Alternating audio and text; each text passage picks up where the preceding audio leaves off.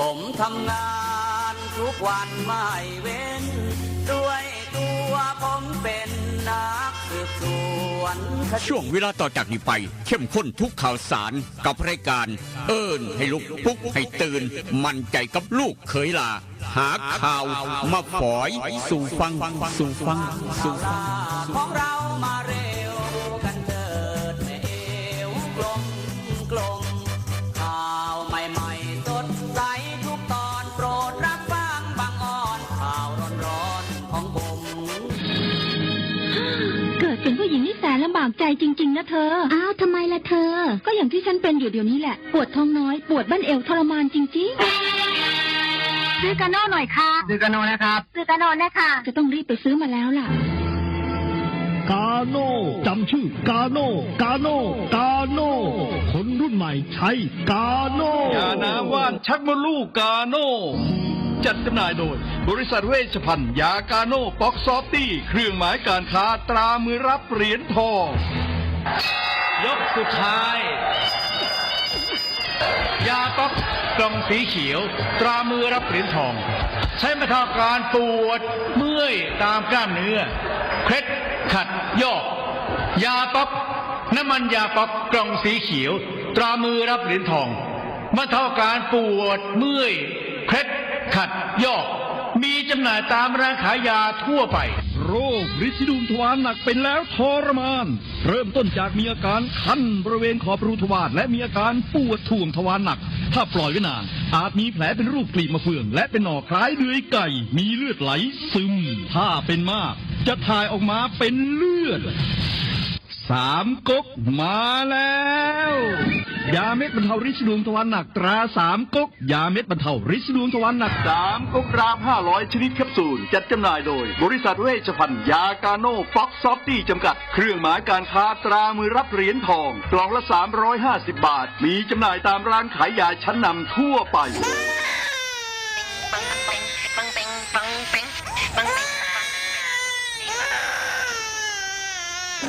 ลูกแอวลูกไห้เป็นไข่ไปหาหมอช่วยด้วยช่วยหน่อยคุณหมอไปคลินิกนายแพทย์จามิกรหรือว่าหมอดอดใจดีตั้งอยู่ตรงข้ามกับมินิบิ๊กซีสีเชียงใหม่ไปมาหางายตรวจรักษาโรคทั่วไปเด็กผู้ใหญ่ผู้สูงอายุความดันเบาหวานตรวจน้ำตาลในเลือดโรคทางเดินอาหารทางเดินหายใจปวดกล้ามเนื้อคอกระดูกเสื่อมมีวิตามินบำรุงผิวบำรุงร่างกายบริการทรงตรวจเอ็กซเรย์คอมพิวเตอร์ตรวจคลื่นแม่เหล็กไฟฟ้าไปคลินิกนายแพทย์จามิกรตั้งอยู่ตรงข้ามกับมินิบิ๊กซีสีเชียงใหม่ตรวจดีมีมาตรฐานบริการเหมือนญาติพี่น้องเปิดบริการสู้มือต้องไปหาหมอดอดใจดีสอบถามได้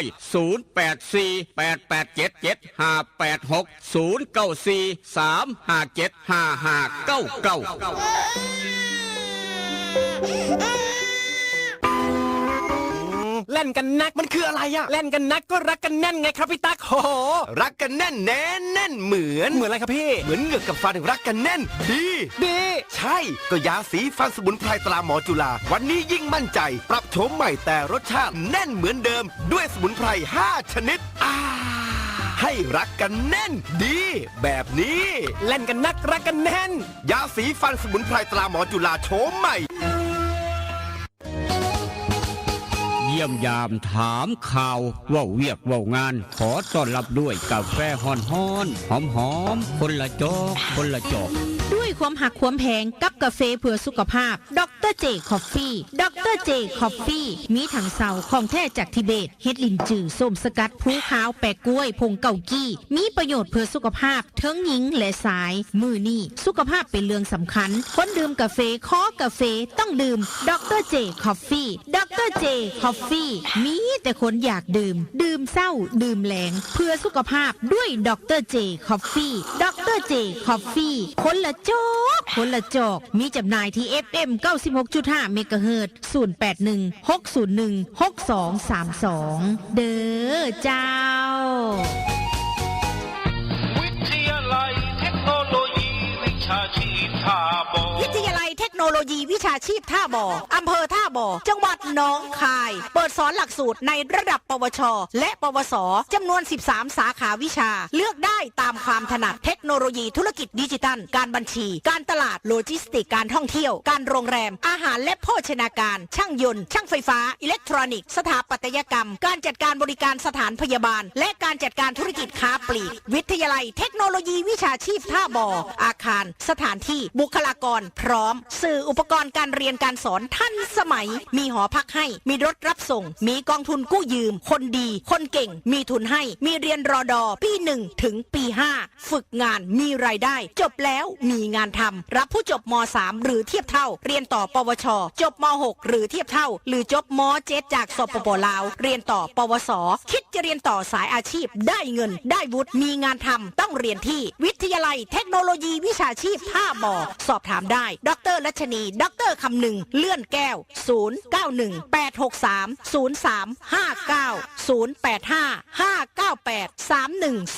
0855983107สมัครเรียนได้ทุกวันนะคะ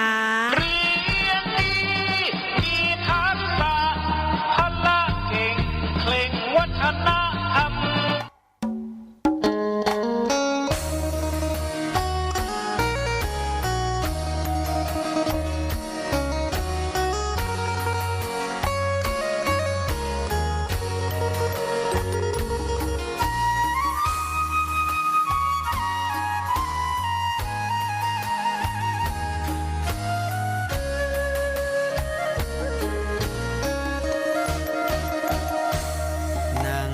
จอคอคือทอดแท่นอคือทอดผู้สาวเย็นลมหนาวกินข้าวแรงแล้วยังบ่นอน2 ทุ่มครึ่งเอารูปผู้สาวเบิ่งแล้วอ่อนสอน3 ทุ่มทอนเปิดใต้หมอนเอาจดหมายมาอ่านนั่งโกโซคือทอดพะโล้เฝ้าแต่รำพึงพอตีหนึ่งเฝ้าคิดถึงคำเคยเว้ากันตี2 คล้อยเขียนจดหมายน้อยไปถึงคราตี3 ผ่านอ่านทบทวนแล้วเขียนใหม่อีกทีคิดฮอดอีหลีเพราะอ้ายนี้บ่เคยหักใครคือทอดหลายเพราะขวัญใจเจ้าคือทีวีคือทอดสิเป็นสิตายเพราะห่างไกลกันนานเป็นปีคิดฮอดทุกวินาทีลมหนาววีอ้ายแห่งคิดฮอดแนั่งทรงลงหลับบ่ลงกระวนกระวายตี5เลยไปย้อนคิดหลายสายตาอย่างแข็งหนาวเย็นจ้อยลมวอยวอยคิดฮอดแห้งแห้ง6 โมงเช้าตะเวนแดงแดงคือฮอดคำแพงจนสอดแจงจางตา อย่านอนตื่นสาย อย่าอายทำกิน อย่ามินเงินหน่อย อย่าคอยวาสนา สุขสบายมันเสมือมันเครือเก่ากับผู้ขาลูกเคยลานามนคนทำข่าว กลับมาเว้านำผู้เจ้าดังเดิม ได้เวลาสำเนียงเมตูเตรียมพร้อมเรียบร้อยได้น้ำขวดใหญ่ครับ ได้น้ำขวดใหญ่ถ้าจะมองสลิดพังพรสวมหน้ากากกันไม่ใส่แมสล้างมือได้เจลล้างมือเตรียมพร้อมเรียบร้อยจงเตรียมพร้อม หลังจากนั้นครับหอบเอาเข้าท่าหอนสอนใจได้ขาทุกเขกย่างปกเป๊กปกเป็กถามทงกุนมาถามกลางอุณหภูมิเศร้ามื้อนี้คนเฮ็ดเวียกเหตุการณ์เหตุงาน นอนอยู่บ้านบ่ฮ้อนนี่ครับแต่ว่าอยู่กลางทงกลางทาอยู่น้ำตลาดเศร้าตลาดสดเหือไหลไข่ย่อย27 องศาครับ27 องศาเซนเซียสโอกาสฝนตกยามมื้อเช้าเดี๋ยวนี้ 11% 11% มีเมฆมากพี่น้องมีเมฆมากนี่คือสีชมัยบ้านเฮาเมืองแผ่นดินทำแผ่นดินทองครับ27 องศาแล้วก็โอกาสฝนตกยามมื้อเช้าเดี๋ยวนี้ 11% ครับช่วงบ่ายๆพี่น้องบ่ายประมาณ4 โมง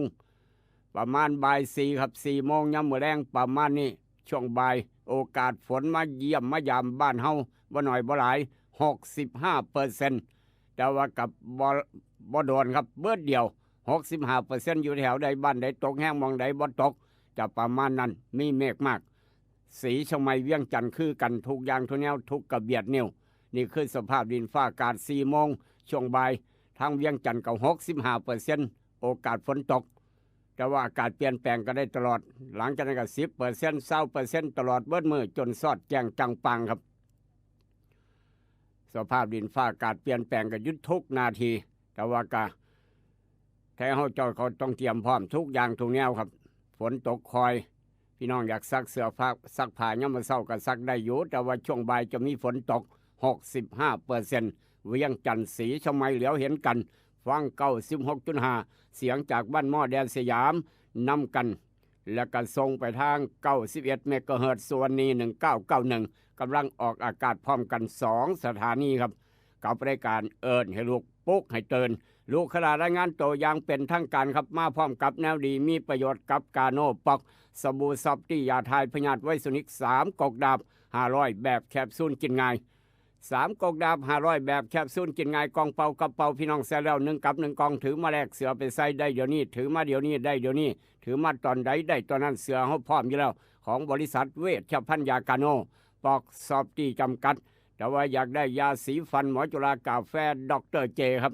อยู่ห้านขายยาใสสะอาดตลาดแรงหนองดวงศูนย์ใหญ่อยู่หันทางเวียงจันทร์กาแฟดรเจยาสีฟันหมอจุฬาทั้ง2สูตรดั้งเดิมสูตรเอกตา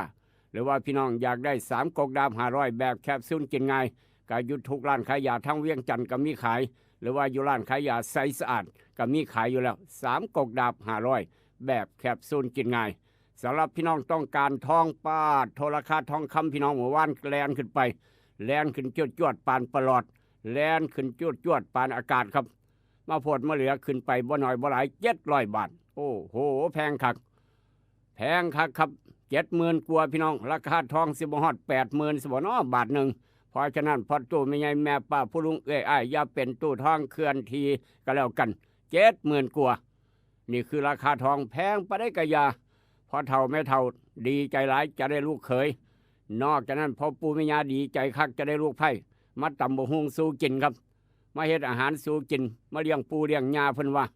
แพงปานใดก็ซื้อไปเอาวิสัยห้านขายคำแม่กล่องแพงคำผิวครับห้านขายคำแม่กล่องแพงคำผิว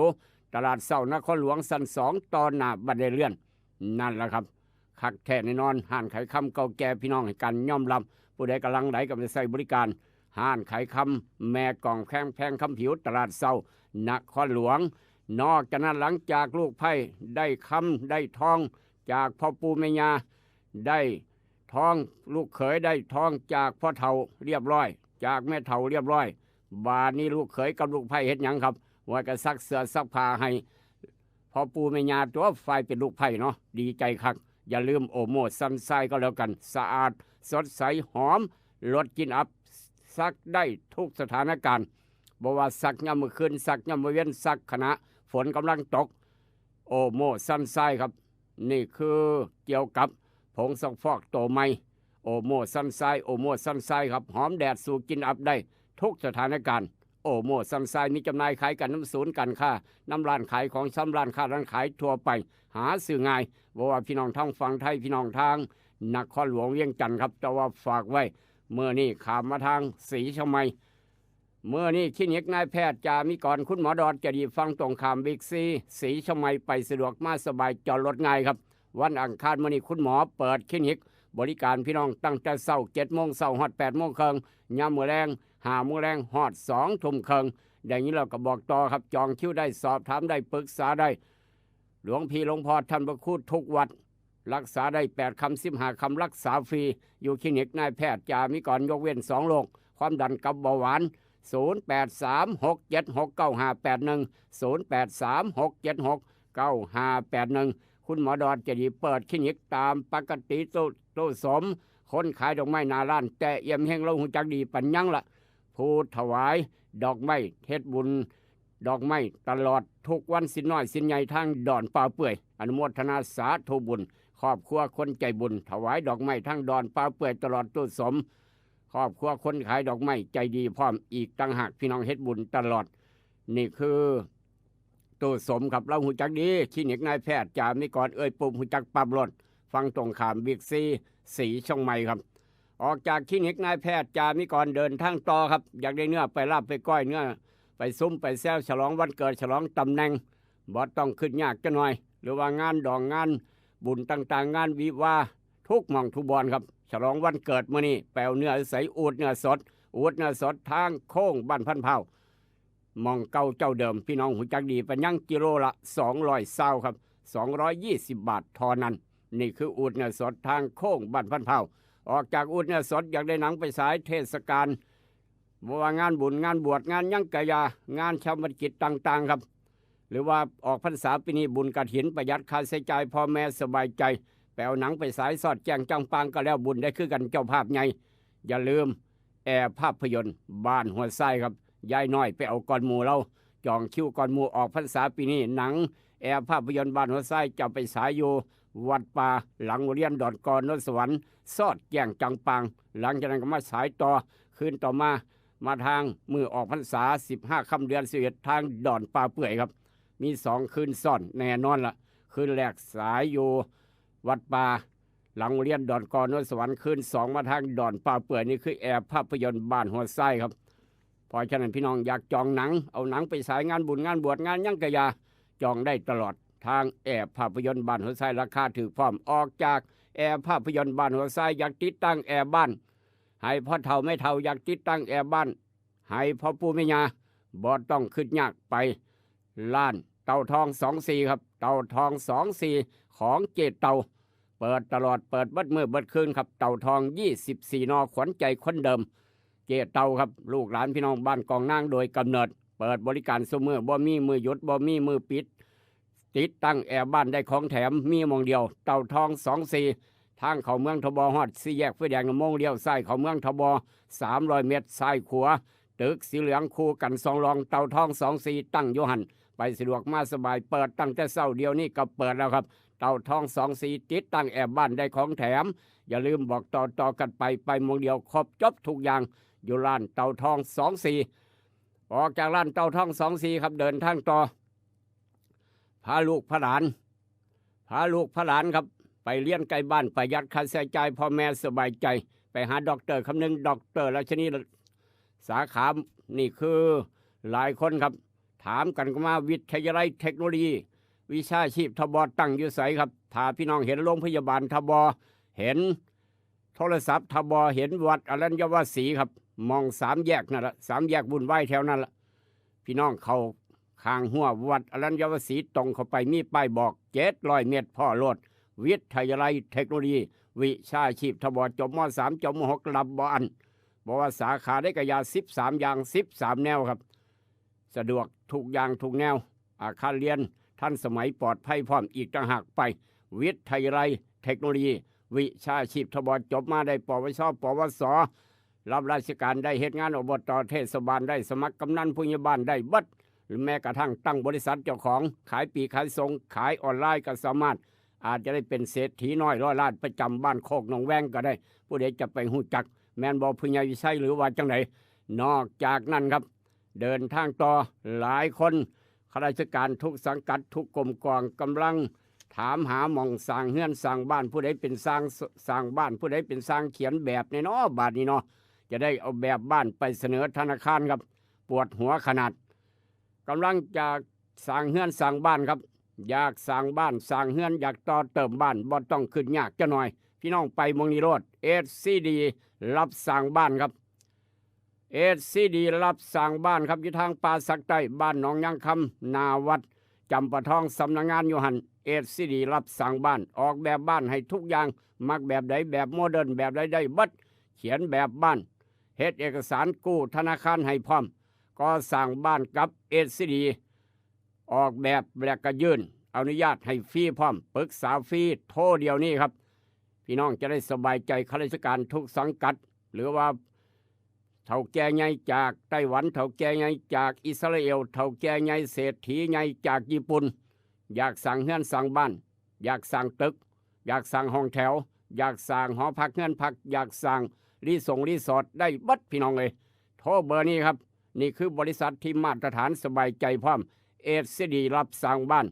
ทางนาวัดจำปาทองปลาสักไตหนองย่างคำบ่หูจักก็ไปถามผู้ใหญ่ใสปลาสักไตหมู่4ก็แล้วกันเราหูจักดี089เบอร์นี้ครับโทรเดี๋ยวนี้คุยเดี๋ยวนี้089-136-8959 พี่น้องข้าราชการทุกสังกัดกำลังวางแผนจะกู้ธนาคารสั่งเฮือนสั่งบ้านบ่ต้องขึ้นยากโทรไปหาเอสดีรับสั่งบ้านได้บัดทุกแนวทุกอย่างครบวงจร089-136-8959 ครับนี่คือเบอร์โทรศัพท์ที่พี่น้องถามหาแต่ว่าพี่น้องคนสวนยางครับคนสวนยางเฒ่าแก่สวนยางเศรษฐีสวนยางราคายางกำลังบวกขึ้นเป็นบาทเมื่อวานบวกขึ้นไปอีกเป็นบาทกว่าครับเอาราคายางกำลังได้ใจอีกบ่โดนรถไม้ป้ายแดงสั่งเงินสั่งบ้านสบายปันยังเฒ่าแก่ใหญ่เจ้าของสวนยางแต่ว่าน้ำยางไหลบ่คักไหลบ่ดีอย่าลืมใส่นาโนบู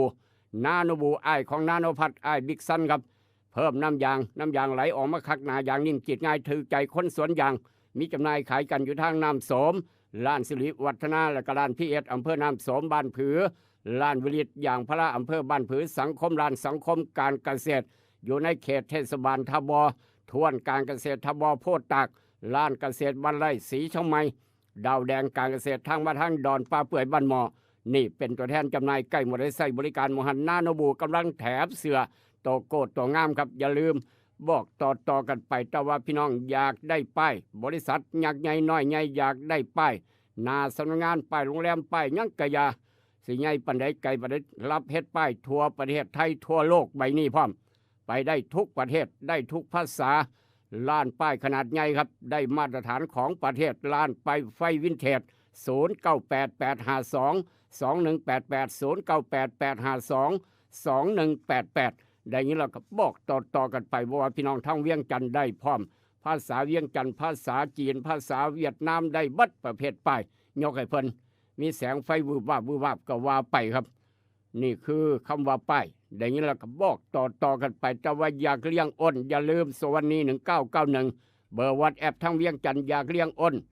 ฟาร์มขนาดใหญ่ทางหนองคายสังคมกับสวรรณี1991อยากเลี้ยงอ้นโทรเบอร์นี้วัดแอป772-27945ครับ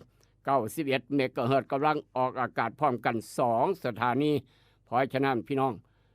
หลายคนหมุนไปทางใดก็ได้ฟังครับเต็มบ้านเต็มเมืองพี่น้องฟังทางหอกระจายข่าวส่งไปทางหอกระจายข่าวผู้ใหญ่บ้านพร้อมอีกหลายหมู่บ้านน้ำกันพี่น้องฟังอยู่ต่างประเทศทางไลฟ์สด Facebook ทางออนไลน์พร้อม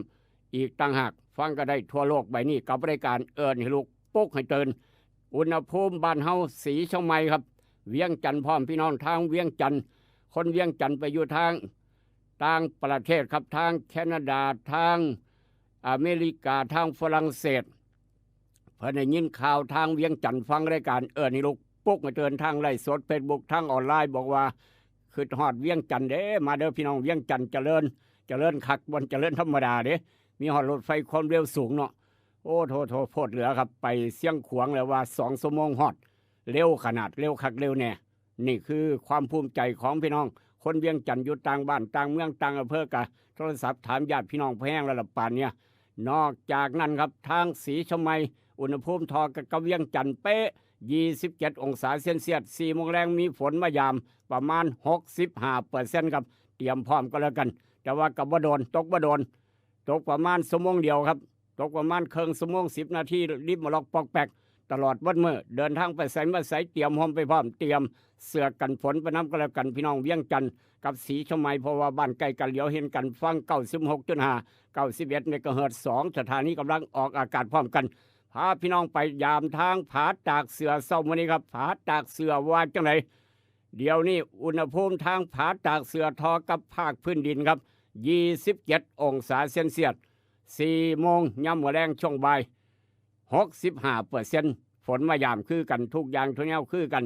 ฝนลิ้นคอยเดี๋ยวก็หยุดเดี๋ยวก็ตกประมาณนี้บัดมื้อครับเดี๋ยวก็ครึ้มเดี๋ยวก็ลิ้นมาล็อกปอกแปกเดี๋ยวก็ตกแห้งตกคอยแต่ว่าก็บ่หลายแต่ว่าหลายก็เมื่อวานน้อยหนึ่งมีช่วงบ่าย4 โมงแรง 65% ฝนจะมายาม ตกหมองใดก็บ่ฮู้จักแล้วคำว่า65%อ้าวติดตามตอนต่อไปผาตากเสือเอาละครับได้เวลาไปทางจังหวัดเลยครับทางผู้เรือจังหน่อยผู้เรือว่าจะได้ครับเดี๋ยวนี้อุณหภูมิเพิ่นมาตรฐานทางผู้เรือจังหวัดเลยครับ23องศาเซนเซียสโอกาสฝนตก 10% ช่วงบ่ายทางผู้เรือฝนตกตั้งแต่บ่ายโมงไปจนฮอดโพ้นครับจนฮอดทุ่มหนึ่งโอกาสฝนตกถึง 40%ตั้งแต่ย่ำมาเศร้าเดี๋ยวนี้ 10% ครับมาลอกปอกแปกซ้ำเหนียวจักจันรอบค่ำรอบเดึกประมาณ 10% จนสอดแจงจังปางมีเมฆมากเบิดเมื่อเพราะฉะนั้นเดินทางไปทางผู้เรือจังหวัดเลยเตรียมพร้อมไปพร้อมเอาเสียกันฝนใส่รถไปน้ำก็แล้วกันนี่คือสภาพดินฟ้าอากาศทางผู้เรือผาตากเสือบ้านเฮาสีชมัยเวียงจันทร์เอาละครับพาพี่น้องไปหากินอาหารญี่ปุ่นต่างประเทศจะหน่อยไปญี่ปุ่นเช้าวันนี้8 โมงกว่า8 โมงกว่าครับพาพี่น้องเข้าเมืองญี่ปุ่นจะหน่อย8 โมงกว่าเดี๋ยวนี้แดดจัดอุณหภูมิร้อนคักร้อนแท้ร้อนว่าเพิ่นว่า30องศาเซนเซียสนี่คืออุณหภูมิทางญี่ปุ่นเช้าวันนี้ครับโอกาสฝนตกเดี๋ยวนี้ทางญี่ปุ่น 10%แต่ว่าทีมงานสีก่อนเช้าผู้ใหญ่ใสผู้ใหญ่วิชัยผู้ใหญ่โตท่านก็นั้นพึกบ่ได้ไปเพราะว่าเวียกกิจการงานสร้างหลายราชการว่าราชการบ่ได้ไปไสดูแลพี่น้องในพื้นที่เพิ่นว่าขอพำนักในพื้นที่อย่างเดียวสีก่อนเช้าให้ไอ้เสียงหมอกกับน้าสั่งทดเราไป2 คนซะเพราะว่า2 คนนี้มักกินอาหารญี่ปุ่นครับนี่คือทางญี่ปุ่นเช้ามื้อนี้ประมาณนั้นนอกจากนั้นร้อนก็ร้อนมีน้ำซ้ำ 10% ตลอดเส้นทางฝนตกแดดจัดริมมาเราปอกแปกหน่อยก็เหี่ยวจักจันครับอาจจะทอกับเหี่ยวเหียนเพิ่นว่าประมาณนั้นไปทางสวิตเซอร์แลนด์แม่ตู้ไปทางสวิตเซอร์แลนด์โททางสวิตมื้อนี้ท่านผอ.เชษฐ์บ่ได้ไปใส่ยาใส่ปุ๋ยสวนปาล์มดีกว่าเพราะว่าทางสวิตเซอร์แลนด์ตีหนึ่งผู้ใหญ่ม่วนบ้านฝางก็บ่ได้ไปนอนเฝ้าสวนปาล์มดีกว่าครับฝนตก 49% ครับอุณหภูมิเย็นสบายๆ19องศาเซนเซียสเดี๋ยวนี้ตีหนึ่งกว่าฝนกำลังตกทางยุโรปสวิตเซอร์แลนด์ครับ3ก้อนใหญ่แต่ว่าประมาณตี2กับฝนลดลงเหลืออยู่ 13% ตลอดเส้นทางจนสอดแจ้งประมาณนั้นนี่คือทางสวิตเซอร์แลนด์ลืมบ่ได้พายเพ่งหนองแตงไอ้เพ่งนาเสียวไปเที่ยวเสียงขวางจะหน่อยทุ่งไหหินครับระหว่างไอ้เพ่งหนองแตงกับไอ้เพ่งนาเสียวจะไปนับไหหินแข่งกันเพราะฉะนั้นอย่าเฝ้านับเพราะว่าฝนตกเดี๋ยวนี้ทางเสียงขวางครับทุ่งไหหินฝนตก 53% ฝนตกครับ 53% อุณหภูมิเพิ่นมาตรฐาน 21 องศาเซนเซียสฝนตกตลอดช่วงนี้ตกแห้งพอสมควรครับ 53% สวยมา10 โมงเช้า10 โมงยามมื้อเช้าประมาณ 17% 15% ตลอดเส้นทางจนสอดแจ้งจังปังนี่คือสภาพดินฟ้าอากาศไปเสียงขวางทุ่งให้หินเตรียมพร้อมไปพร้อมเตรียมเสื้อกันฝนประน้ำก็แล้วกันเอามาเว้าสู่ฟังอุณหภูมิเปรียบเทียบแต่ละจุดแต่ละหม่องแต่ละหมู่บ้านแต่ละตำบลแต่ละประเทศในโลกใบเดียวกันแห่งความวุ่นวายโลกใบนี้ประจำเสาร์วันที่25เดือนสิงหาคมพุทธศักราช2569ตรงกับวันอังคารคืน12ค่ำเดือน9ปีมะเมียครับตำรับตำราพ่อแม่ครูบาอาจารย์เลิกงามยามดีมื้อนี้บอกว่าจะได้ครับตำรับตำราท่านทางผู้กองเถียนครับผู้กองเถียนคันเป็นช่วงมือรับราชการยุติกายนี่ปานนี้เราไปแล้วเตรียมพร้อมแล้วนี่ผู้กองเถียนเฮาคันเป็นช่วงรับราชการเป็นตำรวจอยู่ในห้วยเตรียมพร้อมแล้วนี่เตรียมพร้อมแล้วครับเพราะฉะนั้นมื้อนี้วันอังคาร25สิงหาคืน12ค่ำเดือน9มื้อนี้ครับเจ้าหน้าที่ตำรวจทหารออกปราบปรามดีออกรบดีตั้งค่ายตั้งด่านดีจู่โจมดีทวงหนี้ผู้ใดมีหนี้มีสินครับผู้ใดเป็นเจ้าหนี้ไปทวงหนี้กับลูกหนี้ดียิ่งนักแลมื้อนี้ครับเลิกทวงหนี้ต้อง4 โมงครึ่งย่ำมื้อแลงฮอด18 นาฬิกานี่เลิกทวงหนี้ดิตั้งด่านตั้งค่ายจู่โจมออกรบปราบปราม6 โมงเช้าฮอด7 โมงครึ่งครับนี่เลิกบ่คือกันทวงหนี้ต้องไป4 โมงครึ่งฮอด18 นาฬิกามื้ออื่นครับมื้ออื่นวันพุธ26สิงหาคมคืน13ค่ำเดือน9ตำรับตำราพ่อแม่ครูบาอาจารย์บอกไว้ว่าจัดงานดอกงานแต่งดีไปขอสาวขอเบาดีเอาทองจากห้านไข่ข้าแม่กองแพงคำผิวไปมันสาวมันเบาดีสู้ขอดีออกรถไม้ป้ายแดงดี กู้ยืมเงินธนาคารดี เจรจาต่อรองดียิ่งนักแลนั่นคือมืออื่นบอกพี่น้องล่วงหน้าไว้2 มื้อ3 มื้อ27วันพฤหัสครับ27วันศาสตร์จีนพี่น้องวันพฤหัส27เอิ้นว่าขึ้น14ค่ำเดือน9วันศาสตร์จีนครับไหว้ครูบาอาจารย์ดีแล้วก็อุปสมบทดีนี่อุปสมบทช่วงเข้าพรรษานี่แหละครับดีบูชาสิ่งศักดิ์สิทธิ์ดีดับเบิลดียิ่งนักแลนั่นคือวันพฤหัส27วันศาสตร์จีนครับเอามาเว้าสู่กันฟังวันศุกร์28เปิดสถานบันเทิงเปิดร้านคาราโอเกะดีเปิดร้านธุรกิจสาขาการท่องเที่ยวเปิดโรงแรมหอพักเงินพักดียิ่งนักแลวันศุกร์28กันลองพิจารณาเบิงไม่เชื่ออย่าลบหลู่ตำรับตำราพ่อแม่ครูบาอาจารย์ลูกขนาบอกล่วงหน้าจะได้วางแผนจะได้เตรียมการหรือว่าเจ้าเลือกสะดวกก็แล้วแต่ตามอัธยาศัยไม่ผิดกฎหมายแต่ว่าหลานชายหลานสาวบักคำน้อยอินน้อยคลอดมาเมื่อคืนลืมตามุโลกแห่งความวุ่นวายใบนี้ว่าจะไหนตั้งแต่6 ทุ่มกับกาโนปอกสบู่ซับตี้ยาทายพยาธิไวสุนิก3 กกดาบ500แบบแคปซูลกินไงอาจารย์พิญโยมาแล้วบอกอาจารย์พิญโยอาจารย์พิญโยมาแล้วครับมื้อนี้มาแต่เช้าเราขยันขนาดนอนเด็กลูกเศร้าอาจารย์พิญโยครับเอากระดานดำขึ้นมาดินสอหินขึ้นมานั่งขีดเขียนบวกลบคูณหารนั่งสมาธิน้อยหนึ่งได้ออกมาว่าจังสีเด้อแม่ตู่เด้อเอาละครับ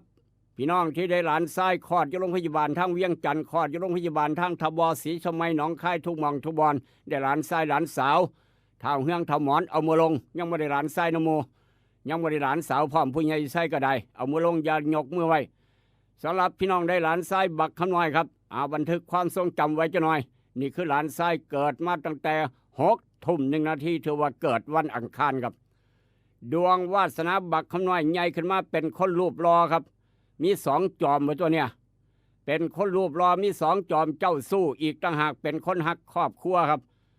มักวิชาการต่างๆมักเรียนหนังสือแล้วก็ศัตรูจะทำไล่บ่ได้มีจิตใจเข้มแข็งกล้าหาญมีน้ำใจดีแต่ว่าหลานชายผู้นี้ใหญ่ขึ้นมาใจห้อนฉุนเฉียวเขี้ยวคองว่องไวครับมักอาสาเจ้านายเป็นทหารเจงตำรวจแห้งเจงนายสร้างเป็นแห่งคักผู้หลักผู้ใหญ่ความเมตตาเป็นที่เพิงผ้าของพ่อของแม่ได้เพิงผ้าอาศัยยิ่งนักแลนั่นคือดวงวาสนาของหลานชายบักคำน้อยครับบันทึกความทรงจำติดตามผลงานอาจารย์พิญโยพันสำหรับพี่น้องบ้านเฮาเจ้าคอยได้หลานสาวผู้ใดได้หลานสาวยกมือเขินปาดโทแลนกลยำหยาบ3 ใบเถาปั่นพ่อเงาคือสิดีใจเนาะเอาละครับความภูมิใจคนในหลานสาวมื้อนี้ยกมือไว้ครับเอากาแฟดร.เจโซเลกันไปพร้อมกันแล้วกันดวงวาสนาของอินน้อยหลานสาวครับใหญ่ขึ้นมาเว้าเป็นจังได๋คุณตาจ๋าคุณยายจ๋าคุณตาจ๋าคุณยายจ๋าคุณปู่ขาคุณย่าขาหนูจะถอนผมงอกให้ค่ะเพิ่นว่าโอ้ยจะแม่นคักกันยังวะโอ้ยออดซอเก่งขนาดหลานสาวครับคุณยายจะรีดผ้าไหมคะเพิ่นอยู่ว่านั่นแหละครับนี่คือดวงวาสนาของหลานสาวใหญ่ขึ้นมาเป็นคนรูปร่างหน้าตาดีหน้าตาสวยเฉลียวฉลาดไหวพริบปฏิภาณดีขยันมันเพียร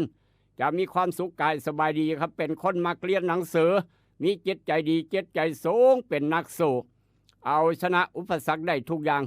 มีเพื่อความเมตตาเกื้อหนุนอนาคตมีความเจริญรุ่งเรืองครับมีสื่อมีเสียงหลักฐานมั่นคงยิ่งนักแลนั่นคือดวงวาสนาของหลานสาวหลานชายที่แน่เลี้ยงในน้ำนมแม่เอาคักเอาแคนกระโลดสมองจะได้ดีปัญญาจะได้เลิศขอแสดงความดีใจนำอีกรอบหนึ่งสำหรับพี่น้องบ้านเฮาเจ้าคอยที่เกิดวันอังคารครับผู้ใดเกิดวันอังคารยกมือขึ้นท่านลองสังสีชมัยเกิดวันศุกร์อย่าเฝ้ายกมือเอากาแฟดร.เจียวน้ำมะพร้าวหอมๆแซ่บแสนเย็นแก้เมื่อยจังหน่อยลองสังเฮ็ดเวียกหลายครับเอาละครับคนเกิดวันอังคารมื้อนี้อาจารย์พิญโยส่งมาแล้วบ่อาจารย์พิญโยเอาอาจารย์พิญโยมาแล้วครับส่งมาแล้วนี่คือดวงวาสนาสำหรับพี่น้องคนเกิดวันอังคารตู้ย่างเบรกแตกเกิดวันจันทร์เอามือลงตัวย่างเบรกแตกทางทาราดเอามือลงอย่าหลงเสาไอ้เพ่งน้องแต่งยมหอดวันเสาร์เอามือลงเอาละครับคนเกิดวันอังคารมื้อนี้ดวงวาสนาเป็นจังซี่เตือนแต่เช้านึ่งเข้าใส่บาตรเพื่อได้นอนตื่นสวยเทวดาเพิ่นจมคนเกิดวันอังคารครับควรปรับความเข้าใจกับคนรอบข้างให้ดีคนใกล้ๆนิ่งสวงโยหนะต้องปรับความเข้าใจกับคนรอบข้างให้ดีมีลาภผลน้อยหนึ่งหากเจ็บไข้ได้ป่วยบ่โดนก็จะหายจะได้รับ จะได้รับรางวัลของฝากของขวัญมีเวลาหน่อยเสียเหลือเกินให้กับคนเจ้าของหักอย่าหลงเสือคำย่องย่อสรรเสริญครับอย่าหลงเสือคำย่องย่อสรรเสริญเพราะอาจจะถูกหลอกลวงย่องไปย่องมาโอ้ยข่อยบ่มีเงินใส่ข่อยขอยืมเงินเจ้าแหน่เพิ่นว่ามายืมรถจักบาทแล้วข่อยสิขี่ไปหันไปนี่มันขี่ไปอลอดหนีจ้อยพี่น้องให้ระวังอย่าหลงคำเยินย่อสรรเสริญเพราะอาจจะถูกหลอกลวงได้ง่ายคนเกิดวันอังคารมื้อนี้อย่าเฝ้าหลงคารมเด้อมีคนมาสนใจหลายคนแล้วก็เป็นคนวันไหวได้ง่ายเงินทองหามาได้คนเกิดวันอังคารมื้อนี้ครับเงินทองหามาได้ด้วยความเหนื่อยยากแต่ว่าคนอื่นฉวยโอกาสเอาความดีความชอบไปอ่อนหลอดบอกว่าขันเคิงบอกว่า2ขันพี่น้องข้าราชการเนี่ยว่าเนี่ยเอิ้นว่าหมูเห็ดนาสุนัขข้าไปกินครับหมูเห็ดนาสุนัขข้าไปกินต้องระมัดระวังจะหน่อยนี่คือคนเกิดวันอังคารอาจารย์พินโยบอกไว้ลูกเคยล่าบอกต่อเสื้อบ่เสื้อเป็นอีกเรื่องหนึ่งด้วยความหักความแพงกับยาสีฟันหมอจุฬากาแฟดรเจคลินิกนายแพทย์จามิกรคุณหมอดอนจะดีวันอังคารมื้อนี้เปิดคลินิกตามปกติดูแลพี่น้องเจ็บใครได้ป่วยเปิดตั้งแต่เช้าภาคเช้า7 โมงเช้าฮอด8 โมงครึ่งยามมื้อแลง5 โมงแลงฮอด2 ทุ่มครึ่งวันนี้ในอดีตย้อนไปกับกาโนปอกสบู่ซอฟตี้ยาทายพยัญชนะไวสุนิก3 กกดาบ500แบบแคปซูลกินง่ายนมน้อยกระดานดำมาศอกจักรพันธ์ข้าเขาเกิดแล้วเนี่ยเกิดแล้วแต่ว่ายังเป็นเด็กน้อยอยู่ยังเป็นเด็กน้อยอยู่ครับเรียนในบักขามอยู่นี่แสดงว่านุ่นน้อยกระดานดำศอกเราเรียนในบักขามอยู่เรียนยางอยู่ครับเป่ายางอยู่สมัยนั้น2508วันที่25 สิงหาคมแต่ละคนเป่ายางเล่นในบักขามครับเล่นบักกิ้งล้อนี่ประมาณนั้นนั่นสมัยนั้นนี่ครับเด็กน้อยสมัยนั้นเป็นสั้นซุมื้อนี่ว้ยเริ่มเบิ่งโทรศัพท์เริ่มเบิ่งเฟซเบิ่งไลน์เป็นละสมัยซุมื้อนี่2508 25 สิงหาความภูมิใจของพี่น้องคนไทยทั่วประเทศแต่วันจะก่อนรับข่าวสารนี่ซ่าเด้ครับฟังวิทยุฟังทางวิทยุสิได้อ่านหนังสือพิมพ์อย่างหน่อยก็ประมาณเดือนนึงพอละค่อยได้อ่านส่วนสิฮอดเฮือนฮอดบ้านหนังสือพิมพ์ก็ได้พี่น้องเอ้ยขาวดำสมัยก่อนนี่คือความภูมิใจของพี่น้องประเทศไทยครับคนแรกของคนไทยนั่นคือคนงามที่สุดในประเทศไทยอภัสราหงส์สกุลครับนางสาวอภัสราหงส์สกุลแมนบอลนุ่มน้อยกระดานนำศอกได้รับตำแหน่งนางงามจักรวาลครับคนที่14และก็เป็นคนไทยคนแรกที่ได้รับตำแหน่งนางงามจักรวาลครับซึ่งจัดทางประเทศทางเมืองไมอามีรัฐฟลอริดาสหรัฐอเมริกาครับนางสาวอภัสราหงส์สกุลหลายคนจำได้ผู้ยมวนจำได้เอามาเว้าสู่กันฟังวันนั้นในอดีต25 สิงหา 2508ต่อมาปี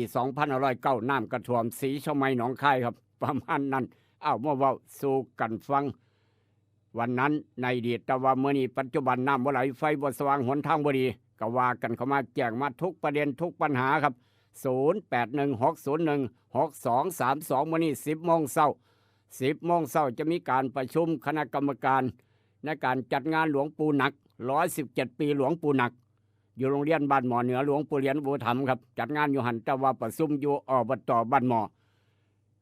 ประชุมอยู่อบตบ้านหมอนายกอบตบ้านหมอนี่นายกตองครับชนชนใจขานเป็นเจ้าภาพใหญ่มื้อนี้อยู่ทางอบตบ้านหมอ10 โมงเช้าประชุมเตรียมงาน117 ปีหลวงปู่บุญหนักขันติโกครับแจ้งให้ทราบเว้าสู่กันฟังเดี๋ยวรายละเอียดต่างๆจะแจ้งให้ทราบในช่วงต่อไปและก็ต้องขอบคุณไปทางทุกหมู่บ้านทุกหอกระจายข่าวหนองบึงน้อยจิตอาสาพัฒนาหมู่บ้านนี่ทีมงานเข้มแข็งหน้าแดงองค์ตรงครับเปิดดังฟังชัดเจนเต็มท้องให้ท้องนาและการตู้ถึงอปพลดีเด่นเปิดอยู่เฮือนอยู่บ้านดังรัดใส่กันกับท่านกำนันผึกทางบ้านพันเผากำนันตำบลพันเผาครับนอกจากนั้นผู้ใหญ่ตุบ้านโนนสง่าผู้ใหญ่ชัยบ้านโคกนางแวง13 จุด13หอกระจายข่าวอยู่ทั้งเสาไฟฟ้าดังกระหึ่มเต็มบ้านขอบุญขอบคุณผู้ใหญ่ใสปาสักไตมูเซผู้ใหญ่สุชดามูลติเสปาสักไตมูเก้าอบตสกลคนโคกธรรมอยู่ดีมีแห้งมาน้ออบตสกลเฮาคู่เรื่องปอมหารรายงานจะหน่อยนี่เปิดดังฟังชัดเจนทางบ้านโคกธรรมครับ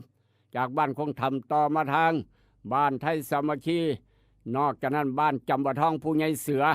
ผู้ใหญ่เสือผู้ใหญ่ไก่วิทย์หัสกันผู้ใหญ่เสือครับบ้านจำปาทองพี่เลี้ยงลงบ้านอยู่ใกล้หอกระจายข่าวดังหรือบ่ดังรายงานกันเข้ามาจะหน่อยเด้อไอ้ทราย0816016232ดังไปทางบ้านนาโพครับดังไปทางบ้านนาโพผู้ใหญ่ชยาบอกว่าโอ้จังสี่นี่แม่ผู้ใหญ่เสือเดี๋ยวไอ้สิเปิดนำเพิ่นยังว่าต่ออยู่ดิทีมงานเพิ่นว่าโดนดอกไอ้จะเปิดดังรัดเสกันทางบ้านนาโพครับจากผู้ใหญ่เสือผู้ใหญ่ชยาไปหาทางกำนันสไก่ทางกำนันหนองปราปากแต่ว่าเป็นผู้ใหญ่บ้านเสียวพร้อมรับเงินตำแหน่งเดียวตำแหน่งกำนันครับดังชัดเจนตรงไปทางบ้านไร่ผู้ใหญ่ดุลบ้านไร่เจ้าของข้าวเมาแซบพร้อมทีมงานวันที่3 กันยาพ่อกันเด้อผู้ใหญ่ดุลปีเนี้ยกลุ่มแม่บ้านทีมงานข้าวเมาแซบทางบ้านไร่ว่าจะไหนแจ้งมาจะหน่อยครับอยากเห็นลงทาน3 กันยาปีนี้117 ปีหลวงปู่บุญหนักขันติโกอริยสงฆ์แห่งลุ่มน้ำโขงครับได้บุญได้กุศลมหากุศลเหตุกับพ่อแม่ครูบาอาจารย์บุญมหากุศลมหาบุญใหญ่แท้แน่นอนปีหนึ่งมีเทื่อเดียวครับนอกจากนั้นไปทางบ้านไร่ดอนไผ่โพธิ์ตากพ้นทองบ้านศูนย์กลางทางน้ำสมนายุงนางัวทางบ้านสังกะรีนาขามพี่น้องทางเขตเทศบาลตำบลสังคมฟังทาง91 เมกะเฮิรตซ์แล้วก็บวกใส่กันกับ96.5พร้อมพี่น้องฟังอยู่ต่างอำเภอต่างจังหวัดต่างประเทศทั้งไลฟ์สดเฟซบุ๊กทั้งออนไลน์พี่น้องเวียงจันทร์ทุกตอกสหอมดังกระหึ่มไปฮอดเมืองสังทองครับขอบุญขอบคุณทุกเสียงทุกสายทุกกำลังใจลืมบ่ได้คือเวชภัณฑ์ยากาโน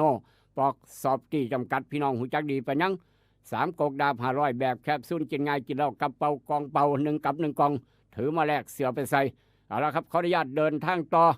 ช่วงกำลังถ่าสายถ้าพี่น้องอยากเพิ่มอยากเติมว่ากันเข้ามาครับ0816016232ทุกประเด็นทุกปัญหาขออนุญาตเดินทางไปสำรวจตรวจสอบหน้าหนึ่งของไทยรัฐเดลินิวส์เช้ามื้อนี้ว่าจังไหนครับตามไปครับหน้าหนึ่งของไทยรัฐเช้ามื้อนี้ว่าจังซี่เกี่ยวกับการบ้านการเมืองขึ้นหน้าหนึ่งของไทยรัฐเทเลอร์ครับนี่ข่าวครับข่าวใหญ่นุ่มน้อยกระดานดำไปสอกขึ้นสิริอ่านแล้วเบิ่งทรงไอรอจับแพะส้นแกะจับแพะแลนต่ำกับแกะภูมิใจไทยท่าหลักฐานหัวสวครับข่าวใหญ่ว่าจังสันเอาติดตามหนังเรื่องหัวสวต่อไปจะลงเอ่ยแบบไหนครับนอกจากนั้นตำรวจซอยสาวจีนรอดแจ้งฆ่ามนุษย์หมายว่าคำภาษาบ้านเฮาเจ้าข่อยสมัยก่อนเอิ้นว่าจับไปเรียกฆ่าไทยครับสมัยก่อนเอิ้นว่าแจ้งหรือว่าโจรจับคนเรียกฆ่าไทยนี่แหละครับสมัยนี้ตำรวจซอยสาวจีนรอดแจ้งฆ่ามนุษย์เอาคนไปฆ่าไปขายครับสมัยก่อนเอิ้นว่าจับไว้จับไว้เฮ็ดหยังครับเรียกฆ่าไทยสมัยก่อนภาษาสมัยก่อนนอกจากนั้นกรอบนี่ว่าจะได้ทางภาคใต้กำลังเดือดพี่น้องภาคใต้มื้อคืนก็เดือดมีลูกมีหลานเป็นข้าราชการอยู่ทาง3 จังหวัดชายแดนภาคใต้โทรศัพท์ไปถามเบิ่งขึ้นหน้าหนึ่งของไทยรัฐเทเลอร์โจรใต้เย่ยรอบ2เผารถเผาอบต.วอดบัดนี่คือทางภาคใต้ครับเดี๋ยวนี้ครับนอกจากนั้น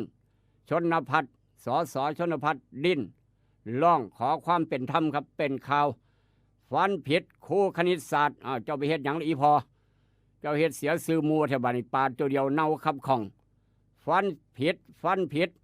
ครูคณิตศาสตร์เฮินแลกเกรดนักเรียนม .4 ครับนักเรียนลูกหลานม .4 เรียนอยู่ม .4 แลกกับเกรดว่าซั่นว่าฟันผิดครูคณิตศาสตร์สั่งพักราชการเรียบร้อยถอนใบอนุญาตครูพร้อมเห็นบ่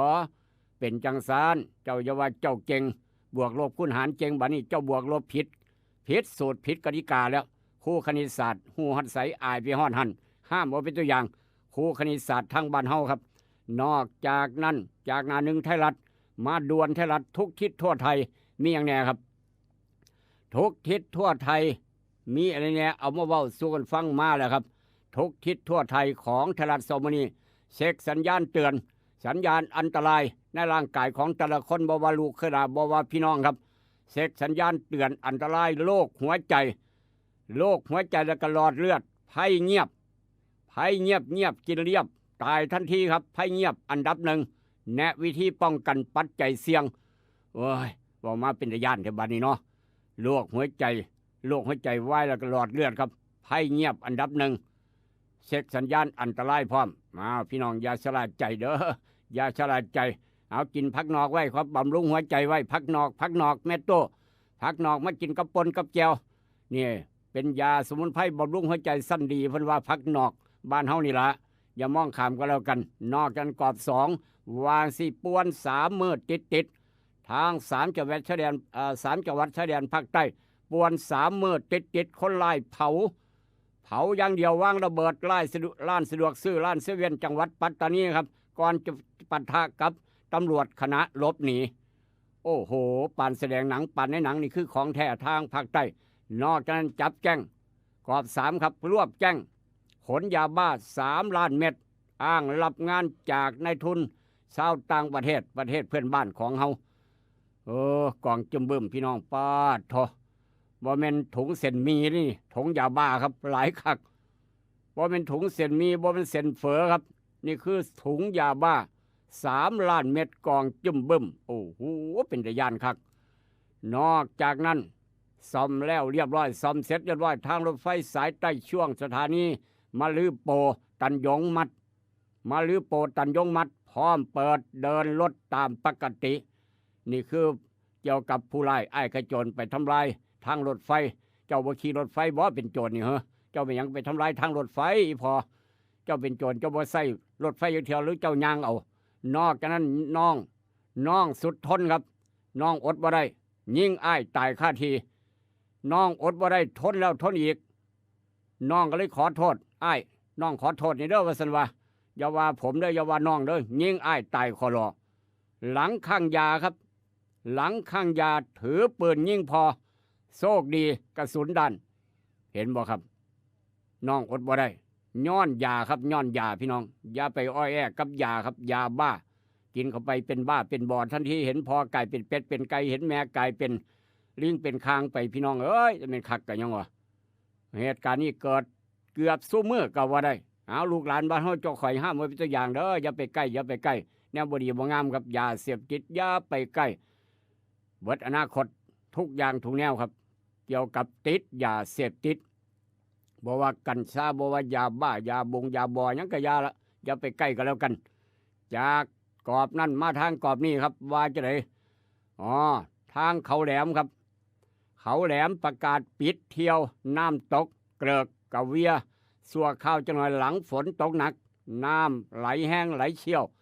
ย่านน้ำปลาไหลหลากในขณะกำลังเล่นน้ำตกน้ำปลามาหนีบ่ทันไหลไปกับน้ำบ่หลอดลมหายใจจากให้ระวังครับก็เลยประกาศปิดเที่ยวชั่วคราวครับทางเขาแหลมน้ำตกเกลือกกะเวียหลายคนอาจจะเคยไปเรียนหลายคนอาจจะเคยไปเที่ยวไปเฮ็ดงานอยู่แถวนั้นเป็นข่าวนั้นคือจากทุกทิศทั่วไทยของไทยรัฐจากไทยรัฐทุกทิศทั่วไทยไปทางอีสานไทยรัฐบ้านเฮามีอย่างแน่ครับอีสานบ้านเฮามีอย่างแน่ข่าวต่างๆที่น่าสนใจทางไทยรัฐอีสานครับอีสานบ้านเฮาว่าจะได้ไปฟังพร้อมกันทางอีสานบ้านเฮาครับลูกศิษย์ลูกหาสุดอะไรทยอยเข้าสงน้ำศพหลวงปู่เจอเทพเจ้าแห่งสายน้ำพระนักพัฒนานี่คือทางอีสานบ้านเฮาทางไทยรัฐว่าจังสั้นนอกจากนั้นครับนอกจากนั้นตำรวจออกหมายเอิ้นตำรวจออกหมายเรียกป้าบัวไข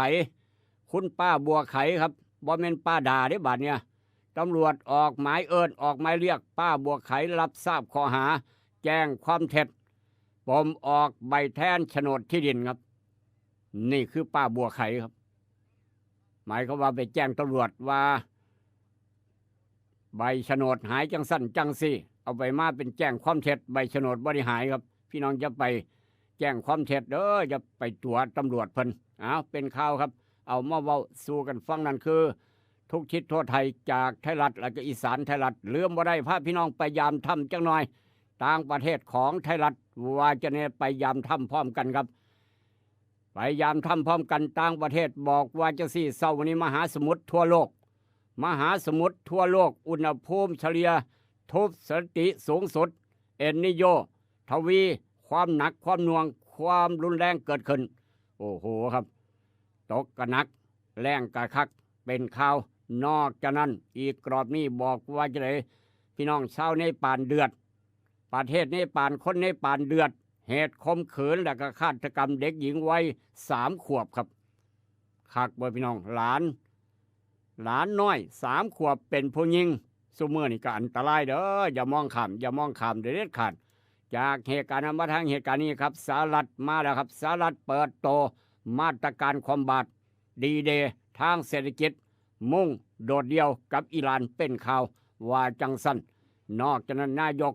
ยูเคมอบแผนขีปนาวุธให้ยูเครนไปผลิตเองในประเทศเป็นข่าวครับเกาหลีใต้เผยสหรัฐยกเลิกซ่อมรบร่วมเดือนหน้าเพราะว่าสงครามอิหร่านยกเลิกซะก่อนการซ่อมรบร่วมเดือนหน้าครับกับเกาหลีใต้เพราะว่าสงครามอิหร่านว่าจังสันนี่คือข่าวต่างๆยามทำต่างประเทศกับไทยรัฐจากไทยรัฐยกย้ายไปทางเดลินิวหน้าหนึ่งครับกับยาสีฟันหมอจุฬากาแฟดรเจมาแล้วครับเดลินิวหน้าหนึ่งขึ้นข่าวใหญ่เทเลอน้ำท่วมทางภาคเหนือจังหวัดน่านว่าจะไหนครับข่าวขึ้นหน้าหนึ่งของเดลินิวเทเลอเยียวยาท่วมหลังคาเฮือนละ 9,000 บาทครม.ไฟเขียวตายได้ 300,000 ตายย้อนน้ำท่วมนะครับตกน้ำตายย้อนน้ำท่วมตายได้ 300,000 บ้านพังตามจริงบ้านพังบ้านเพได้ตามจริงครับเจเศษปักหลักกอบกู้จังหวัดน่านสลดทีมเพื่อนพึ่งพายามยากสิ้นชีพครับทีมงานเพื่อนพึ่งพายามยากไปซอยน้ำท่วมตายครับสิ้นชีพว่าจังสั้นนั่นคือข่าวใหญ่ขึ้นหน้าหนึ่งของเดลินิวเช้ามื้อนี้นอกจากนั้น CEO แบรนด์ดังโชว์กลยุทธ์ก้าวสู่เวทีโลกแชร์ไอเดียกันกระหึ่มเสวนาโลกเปลี่ยนเกมครับเป็นข่าวนอกจากนั้นก็ยังอีกหลายกรอบหลายข่าวนายกถกด่วนแผนสยบไฟใต้แก้ปัญหางานข่าวซ่าทหารบกแจงเครื่องบินเฮลิคอปเตอร์บินยิงคนบิ๊กดุลจัดรถเกาะปืนใหญ่จรวดเต็มที่ตั้งศูนย์อากาศยานสู่ครับนี่คือทาง3 จังหวัดชายแดนภาคใต้นี่พี่น้องโทเดือดครับเดือดทางภาคใต้เพราะฉะนั้นพี่น้องต้องสอบถามลูกหลานอยู่ทาง3 จังหวัดชายแดนภาคใต้เบิ่งครับว่าจะนี่แน่นอกจากนั้นอีกกรอบนี้ครับข่าวด่วนกันเข้ามากกต.นัดลงมติกกต.เกี่ยวกับหัวสวครับนัดลงมติ28 สิงหามื้อนี้25แล้วอีก 2-3 มื้อบอกว่าชี้ขาดหัวสวพิจารณาสำนวนคดีจบนายกชงครม.จัดทัพบิ๊กมหาดไทยใกล้ชิดสีน้ำเงินคุ้มกลมใหญ่ว่าจังสั้นนอกจากนั้น4 คนCEO ยุคใหม่แชร์ไอเดียกระหึ่มกลยุทธ์ก้าวสู่สากลเสวนาโลกเปลี่ยนบ่คือเก่าโลกบัดนี้บ่คือเก่าแล้วครับนอกจากนั้นปักหลักฟื้นผู้น้ำท่วมทางจังหวัดน่านครม.จ่าย 9,000 ต่อหลังคาเฮือนสังเวยชีพได้ 300,000 เอกนิติรัฐมนตรีว่าการกระทรวงการคลังรองนายกสั่งรับมือน้ำเหนือบาภาคกลางจะไหลมาทางภาคกลางน้ำเหนือจะไหลมาทางภาคกลางว่าจังสันละครับนี่คือข่าวต่างๆจากหน้าหนึ่งของไทยรัฐเดลินิวครับอันใดดีมีประโยชน์นำไปคิดนำไปใส่แล้วก็ยังมีพายุไหนครับนี่พายุนาราถล่มภาคเหนือเวียดนามครับเหตุฝนตกหนักพายุชื่อว่านาราครับนาราถล่มภาคเหนือเวียดนามเหตุฝนตกหนักตาย1อพยพประมาณ 4,300 หลังคาเรือนครับนั่นคือถล่มภาคเหนือของประเทศเวียดนามนารากำลังอาละวาดนี่คือข่าวต่างๆจากไทยรัฐเดลินิวอันใดดีมีประโยชน์นำไปคิดนำไปใส่อันใดบ่ดีเอาไปทิมลงแม่น้ำโขงเอาความขมขื่นไปทิ้งแม่โขงและจะสบายใจพร้อมอีกต่างหากอันใดดีบ่งามครับอันใดดีงามเอามาคิดนำมาใส่นำมาปฏิบัติแล้วจะมีความสุขตลอดไปเดี๋ยวก็มาพอกันกับอาหารสมองยามมื้อเช้ายกต่อไปยกที่2กำลังออกอากาศพร้อมกัน2สถานี 96.5 กับ 91 เมกะเฮิรตซ์กับกาโนปอกสบู่ซอฟตี้ยาทายพยาธิไวรัสนิก3 กอกดาบ500แบบแคปซูลกินง่ายยาสีฟันหมอจุฬากาแฟดรเจคลินิกนายแพทย์จามิกรคุณหมอดอดเจดีวันอังคารมื้อนี้เปิดปกติเดี๋ยวกลับมาพอกันกับอาหารสมองยามมื้อเช้ายกที่2ครับคิดทองให้ได้ทองคิดเงินให้ได้เงิน สมอนยามเช้าริมฝั่งโขงกับรายการให้รู้ปลุกให้ตื่นให้รู้ปลุกให้ตื่นอยู่นะครับอยู่นะคะรวยขอให้รวยขอให้รวยขอให้รวยเกิดเป็นผู้หญิงนี่แสนลำบากใจจริงๆนะเธออ้าวทำไมล่ะเธอก็อย่างที่ฉันเป็นอยู่เดี๋ยวนี้แหละปวดท้องน้อยปวดบั้นเอวทรมานจริงๆซื้อกาโน่หน่อยค่ะซื้อกาโน่นะครับซื้อกาโน่นะคะจะต้องรีบไปซื้อมาแล้วล่ะกาโน่จำชื่อกาโน่กาโน่กาโน่คนรุ่นใหม่ใช้กาโน่ ยาน้ำว่านชักมดลูกกาโน่จัดจำหน่ายโดยบริษัทเวชภัณฑ์ยากาโน่ป๊อกซอฟตี้เครื่องหมายการค้าตรามือรับเหรียญทองยกสุดท้ายยาป๊อกกล่องสีเขียวตรามือรับเหรียญทองใช้บรรเทาการปวดเมื่อยตามกล้ามเนื้อเคล็ดขัดยอกยาป๊อกน้ำมันยาป๊อกกล่องสีเขียวตรามือรับเหรียญทองบรรเทาการปวดเมื่อยเคล็ดขัดยอกมีจำหน่ายตามร้านขายยาทั่วไปโรคฤทธิ์ดวงทวารหนักเป็นแล้วทรมานเริ่มต้นจากมีอาการคันบริเวณขอบรูทวารและมีอาการปวดท่วงทวารหนักถ้าปล่อยไว้นานอาจมีแผลเป็นรูปกลีบมะเฟืองและเป็นหน่อคล้ายเดือยไก่มีเลือดไหลซึมถ้าเป็นมากจะถ่ายออกมาเป็นเลือด3 ก๊กมาแล้วยาเม็ดบรรเทาฤทธิ์ดวงทวารหนักตรา3 ก๊กยาเม็ดบรรเทาฤทธิ์ดวงทวารหนัก3 ก๊กราม500ชนิดแคปซูลจัดจำหน่ายโดยบริษัทเวชภัณฑ์ยากาโน่ฟ็อกซอฟตี้จำกัดเครื่องหมายการค้าตรามือรับเหรียญทองกล่องละ350 บาทมีจำหน่ายตามร้านขายยาชั้นนำทั่วไปราคายาเริ่มดีขึ้นแล้วสูตรใหม่ล่าสุดนาโนบลูเพื่อชาวสวนยางบ้านเรานาโนบลูเป็นพี่ชายแท้ๆของนาโนพลัสนาโนบลูเหมาะสำหรับยางอายุ 12-30 ปีนาโนบลูดีทำให้หน้ายางดีหน้ายางไม่ตายนึ่งนาโนบลูเยอะได้น้ำยางเยอะน้ำยางน้ำหนักดีนาโนบลูมากสูตรเข้มข้นทาต้นยางได้มากเคยใช้นาโนพลัสมาแล้วต้องลองนาโนบลูนาโนบลูหาซื้อได้ที่ร้านวิลิตยางพาราอำเภอบ้านผือจังหวัดอุดรธานีร้านสิทธิชัยการเกษตรอำเภอบ้านแพงจังหวัดนครพนมร้านพารุ่งเรืองการเกษตรอำเภอบ้านม่วงจังหวัดสกลนครสาขาอำเภอเซกาสาขาอำเภอบ้านดุงและร้านค้าเคมีเกษตรชั้นนำใกล้บ้านท่านนาโนบลูใช้แล้วดีใช้แล้วรวยตัวตึงของแท้หอมแดดโอโมโอโมสันชายชายชายชายชายชายซักเมื่อไรก็หอมแดดแดดแดดแดดแดดสะอาดพร้อมสู้กลิ่นอับซักกลางคืนก็เข้านอนตาหลับซักสู้กลิ่นอับหอมแดดแบบสันชายหอมแดดโอโมโอโมสันชายหอมแดดโอโม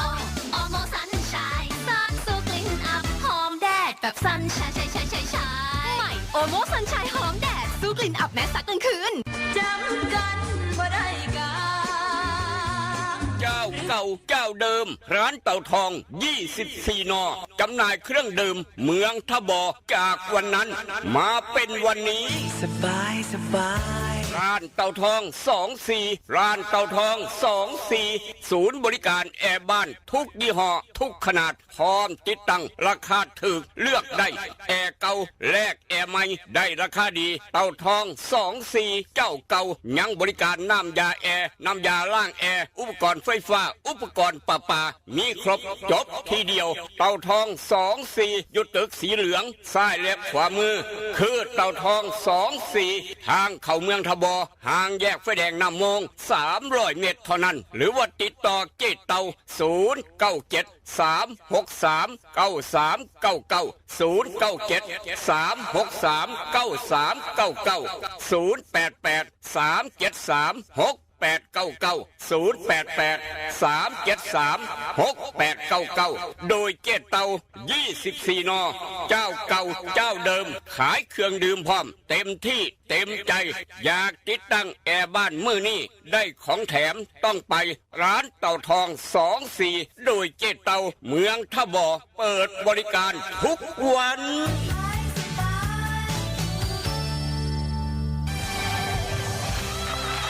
เฮงเฮง ายร้านป้ายไฟวินเทจร้านป้ายไฟวินเทจเพราะป้ายคือภาพลักษณ์แรกของธุรกิจร้านป้ายไฟวินเทจร้านป้ายไฟวินเทจพร้อมให้บริการป้ายทุกชนิดด้วยวัสดุคุณภาพงานผลิตมาตรฐานและทีมช่างมืออาชีพตั้งแต่งานออกแบบผลิตจัดส่งจนถึงติดตั้งครบวงจรทั่วประเทศกับร้านป้ายไฟวินเทจร้านป้ายไฟวินเทจไม่ว่าคุณจะเปิดร้านใหม่รีโนเวทร้านหรือขยายสาขาเราพร้อมดูแลทุกขั้นตอนร้านป้ายไฟวินเทจร้านป้ายไฟวินเทจสอบถามและขอใบเสนอราคาได้ที่ 0988522188 ร้านป้ายไฟวินเทจผู้เชี่ยวชาญด้านงานป้ายที่ธุรกิจทั่วประเทศไว้วางใจร้านป้ายไฟวินเทจร้านป้ายไฟวินเทจโอเคนะ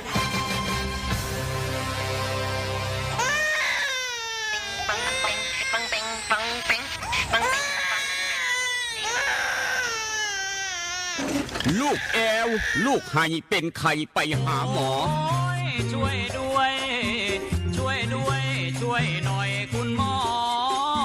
ไปคลินิกนายแพทย์จามิกรหรือว่าหมอดอดใจดีตั้งอยู่ตรงข้ามกับมินิบิ๊กซีสีเชียงใหม่ไปมาหางายตรวจรักษาโรคทั่วไปเด็กผู้ใหญ่ผู้สูงอายุความดันเบาหวานตรวจน้ำตาลในเลือดโรคทางเดินอาหารทางเดินหายใจปวดกล้ามเนื้อคอกระดูกเสื่อมมีวิตามินบำรุงผิวบำรุงร่างกายบริการทรงตรวจเอ็กซเรย์คอมพิวเตอร์ตรวจคลื่นแม่เหล็กไฟฟ้าไปคลินิกนายแพทย์จามิกรตั้งอยู่ตรงข้ามกับมินิบิ๊กซีสีเชียงใหม่ตรวจดีมีมาตรฐานบริการเหมือนญาติพี่น้องเปิดบริการซูมือต้องไปหาหมอดอดใจดีสอบถามได้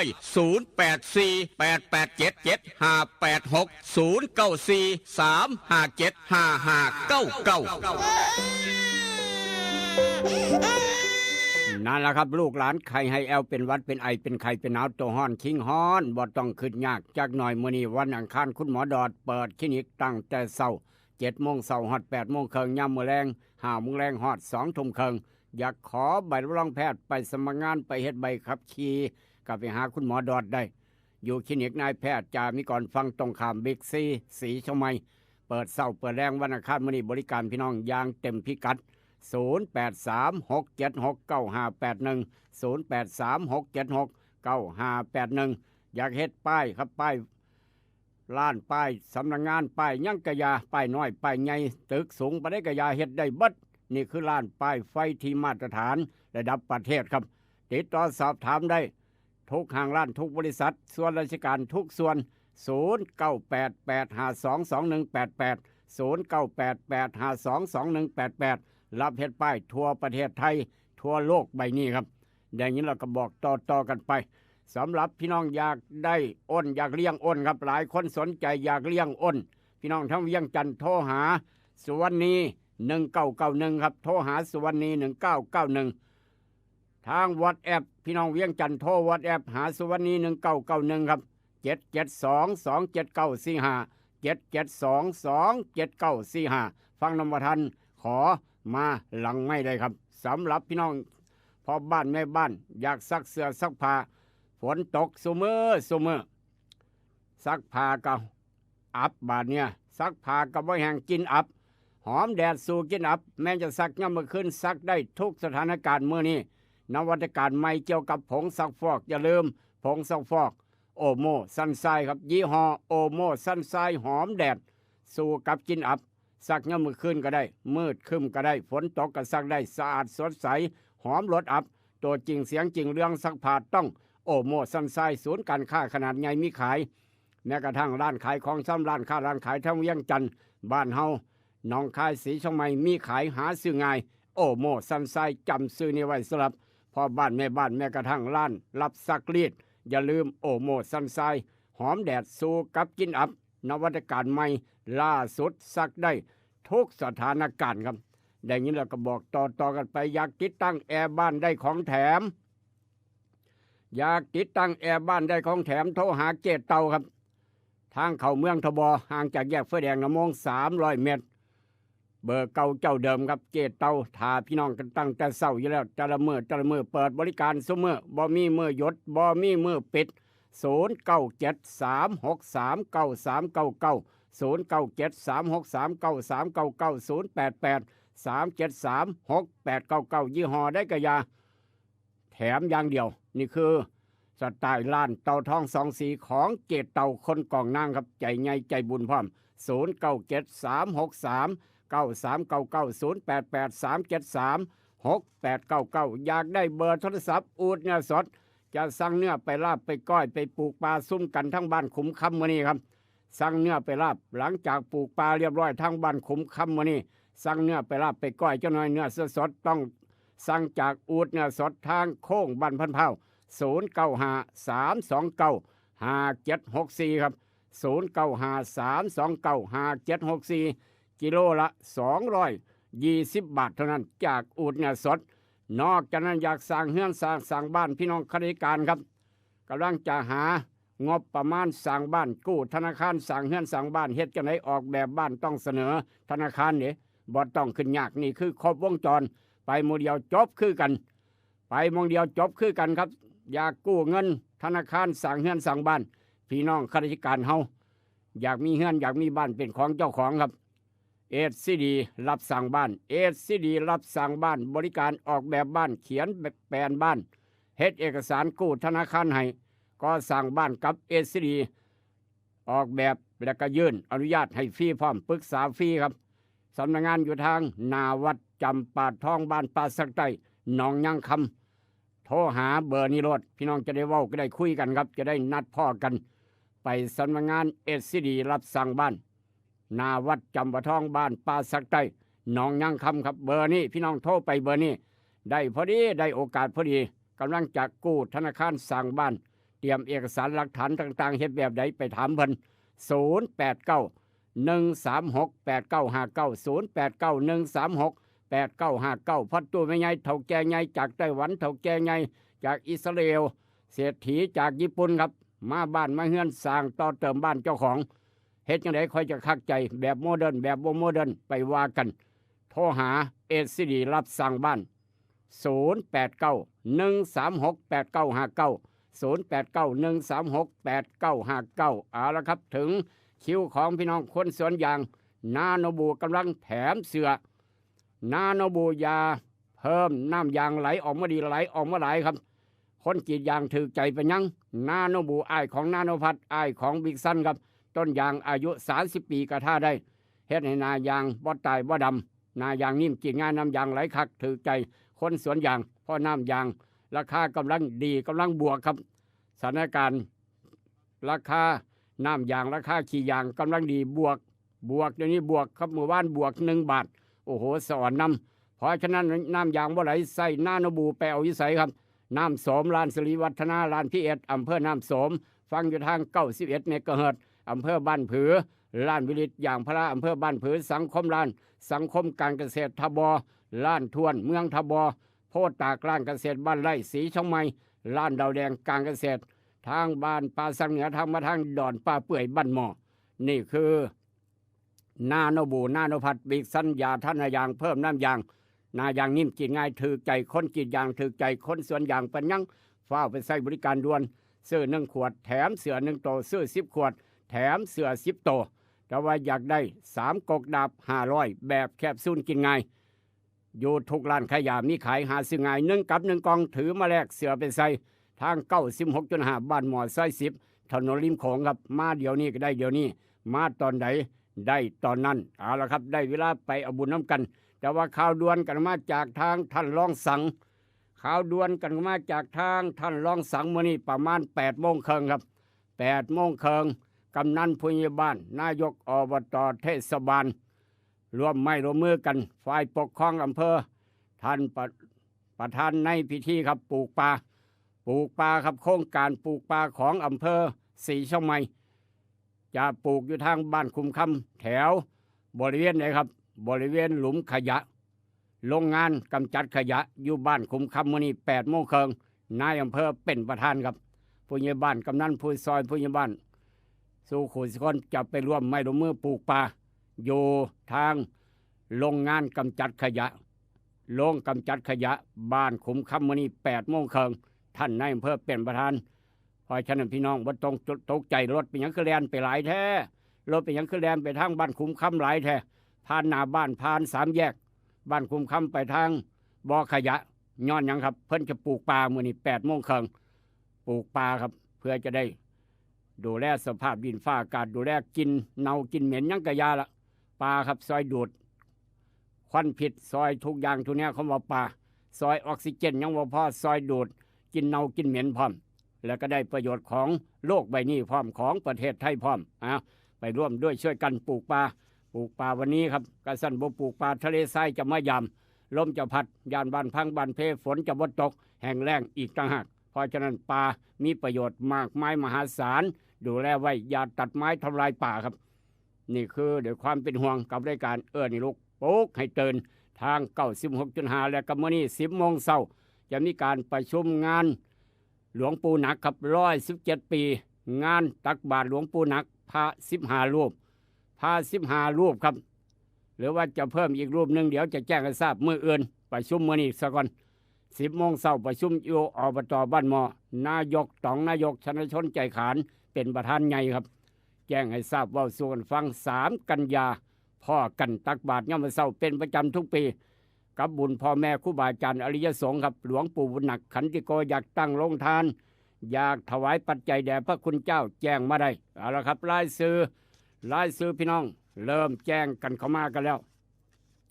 เริ่มแจ้งกันมาครับนี่ถวายปัจจัยแด่พระคุณเจ้าพระสงฆ์15 รูปท่านพ่อสนองเข็มพรหมมาพร้อมครอบครัว 1,000 บาทครับพ่อสมศักดิ์แม่ครูมายุรีพร้อมลูกพร้อมหลานพร้อมครอบครัว 1,000 บาทพ่อคูณแม่ครูเสงี่ยมบ้านกองนาง 1,000 บาทพ่อจักรวุฒิคุณครูพัชรพรบ้านหมอ 1,000 บาทร้อยโทสุริยะแม่ครูสุริกุลใจดี 1,000 บาทนี่ครอบครัว96.5พร้อมลูกพร้อมหลาน 1,000 บาทแม่พัชรินใจขาน500 บาทลานลุงเรื่องฟ้ามาเจลุงเรื่องครับนาตลาดสดศรีชมัยเพิ่นเฮ็ดบุญตลอดเพราะว่าทางหลวงปู่หนักดอนป้าเปื่อยครับ500 บาทแล้วก็ยายบุญมีครับยายบุญมีขายดอกไม้นาตลาดสดศรีชมัยนี่ยายบุญมีขายดอกไม้นาตลาดสดศรีชมัยครับ100 บาทยายหนักบ้านพันเผา100 บาทนี่ครับ100 บาท50 บาท10 บาทได้เบิดพี่น้องรวบรวมกันมาถวายปัจจัยแด่พระคุณเจ้าในงาน117 ปีหลวงปู่บุญหนักขันติโกประจำปีนี้ครับ3 กันยาพอกันพระมาจากวัดใดแน่ครับแจ้งให้ทราบพอตู้ไม่ใหญ่พี่น้องบ้านเฮาจ้อข่อยจะได้หุ่นจักวัดผาตากเสือนี่วัดผาตากเสือท่านพระอาจารย์เด็ดวัดสามเทพท่านพระอาจารย์สรีวัดธรรมแก้วท่านพระอาจารย์นัดวัดป่าผู้กระแตวัดผู้ป่าสร้างครับวัดป่าผู้กระแตท่านพระอาจารย์บริเรียนพระครูประภัสสรธรรมโสภิตนี่2 รูปด้วยครับนี่วัดป่าผู้ป่าสร้างพร้อมวัดอรัญญบันพศวัดโพชัยบ้านหมอวัดธรรมเจดีย์บ้านหมอวัดผาชันท่านพระอาจารย์ประยุนวัดหนองตงวัดโนนหินเสือหลวงพ่อฉลวยครับอาชิตโตรวมแล้วทั้งหมด11 วัด15 รูปครับแจ้งให้ทราบอย่างนี้แววๆว่าท่านพระอาจารย์สมชายจากพูนจากจังหวัดเชียงรายก็จะมาครับก็จะมาคือกันแววเดี๋ยวทาของแท้ลูกขนาดจะแจ้งมืออื่นครับท่านพระอาจารย์สมชายจากทางจังหวัดเชียงรายครับจะเดินทางมางานหลวงปู่หนัก117 ปีหลวงปู่บุญหนักขันติโกอริยสงฆ์แห่งลุ่มน้ำโขงนี่คือแจ้งให้ทราบน้ำกันมีตั้งแต่พ่อแม่ครูบาอาจารย์ทั้งนั้นพี่น้องเลยหาโอกาสนี้แบบนี้ยากในรอบปีครับในรอบปี3 กันยาเทวดาดินหลวงปู่รักษาครับ3 กันยาหลวงปู่รักษาเทวดาดินหลวงปู่บุญหนัก117 ปี3 กันยาพอกันอยู่หน้าโรงเรียนบ้านหมอเหนือหลวงปู่เหรียญอุปถัมภ์เป็นประจำทุกปีอยากตั้งโรงทานแจ้งและซื้อมาได้ครับนี่มาแล้วร้านโรงทานทางร้านข้าวเปียกแม่กินดาป่าในบ้านหมอรวมสามัคคีบ้านหมอน้ำดื่มกับแฟลูกสิ้นแล้วก็ป๋าเกษมบ้านหมอกับพ่อป่าน้ำดื่มแม่มาลานุ่มน้อยบ้านหมอแกงหน่อไม้ผัดมีตำบักฮุงแซ่บนี่คือแจ้งมาแล้ว4 โรงทานแจ้งและซื้อมาได้จะได้เขียนป้ายเตรียมพร้อมไว้ให้กับพี่น้องมาร่วมทำบุญน้ำกันด้วยความปรารถนาดีกับรายการให้ลูกปุ๊กให้เตือนแจ้งและซื้อมาได้ตั้งแต่บัดนี้เป็นต้นไปก็สั้นเขียนป้ายบ่ทันครับท ถ้ามืองานพี่น้องมาลงทานบ่มีป้ายน้ำหมูเพิ่นสิว่าป้ายอยู่ซ้ายเขาล็อกใดเพิ่นสิว่าประมาณนั้นมื้อนี้ทางนายกต๋องเป็นประธานใหญ่เป็นเจ้าภาพใหญ่จะเตรียมงานมื้อนี้ประชุม 10 โมงเช้าอยู่ทางอบตบ้านหมอครับแจ้งให้ทราบเว้าสู่กันฟังนอกจากนั้นครับนอกจากนั้นรายชื่อเข้ามาครับรายชื่อเข้ามานี่มาเดี๋ยวนี้ครับปอนมาเดี๋ยวนี้ลงทานย้ายบุญลงทานย้ายบุญตามชัยภูมิครับน้ำดื่มแกงผักขี้เหล็กพร้อมด้วยครอบครัวครับลงทานย้ายบุญตามชัยภูมิน้ำดื่มแกงขี้เหล็กพร้อมด้วยครอบครัวมาอีกลงทานหนึ่งอนุโมทนาสาธุบุญครับเฮ็ดบุญกับพ่อแม่ครูบาอาจารย์อานิสงส์แห้งเพิ่นว่าอานิสงส์คักเป็นเนื้อหน้าบุญอันยอดเยี่ยม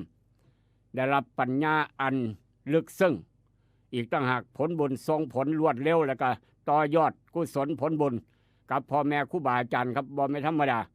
อานิสงส์แห้งทางใจอย่างรวดเร็วพร้อมอานิสงส์บุญพร้อม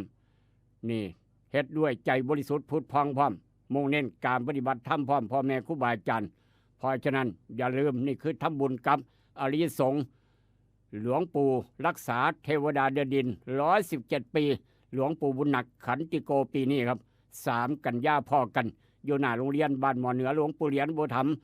อยากร่วมทำบุญอยากถวายปัจจัยแด่พระคุณเจ้าแจ้งและซื้อมาได้ตั้งแต่บัดนี้เป็นต้นไปอยากตั้งโรงทานแจ้งมาได้ตั้งแต่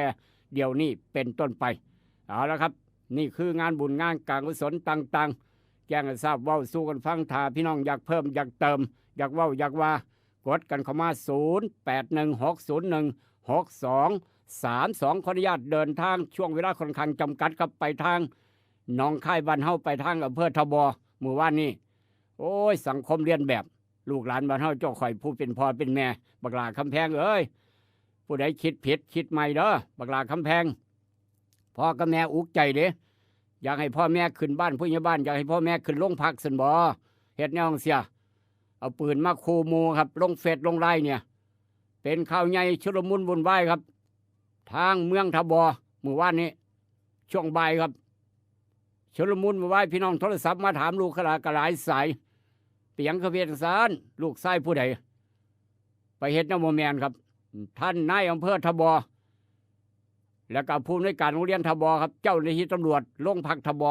เขาดูแลนักเรียนโรงเรียนทบครับโรงเรียนทบหมู่บ้านช่วงบ่ายแบบโอ้โหบ่อยากเห็นบ่อยากพ่อครับพ่อมันด้วยความสะดวกให้กับพ่อแม่ผู้ปกครองที่ยางที่เดินทางมารับลูกรับหลานกลับบ้านแบบชุลมุนครับย่านหยังย่านระเบิดย่านปืนครับหลังจากมีการโพสต์รูปปืนลงเฟซลงไลน์พร้อมครูกาดยิงในโรงเรียนทบพร้อมซึ่งเท่านี้เป็นเทือที่2ท่านนายอำเภอทบนายอำเภอทบบนธรรมดาเลยครับท่านนายอำเภอทบนี่โอ้ขยันขันแข็งคักลูกขลานยอมรับนี่ท่านนายอำเภอทบครับได้นายอำเภอจังสี่ถือว่าสุดยอดครับทางท่านนายอำเภอทบผู้ในวยการโรงเรียนทบครับยกระดับดูแลความปลอดภัยของลูกของหลานพร้อมเร่งรัดให้เจ้าหน้าที่ตำรวจหรือว่าลูกหลานซอยกันเฮ็ดหยังครับหาโตเมื่อโพดมาดำเนินคดีว่าโพดคูโพดแท้บ่หรือว่าโพดมวนบ่มวนแท้บ่แท้คูบ่คูมีความผิด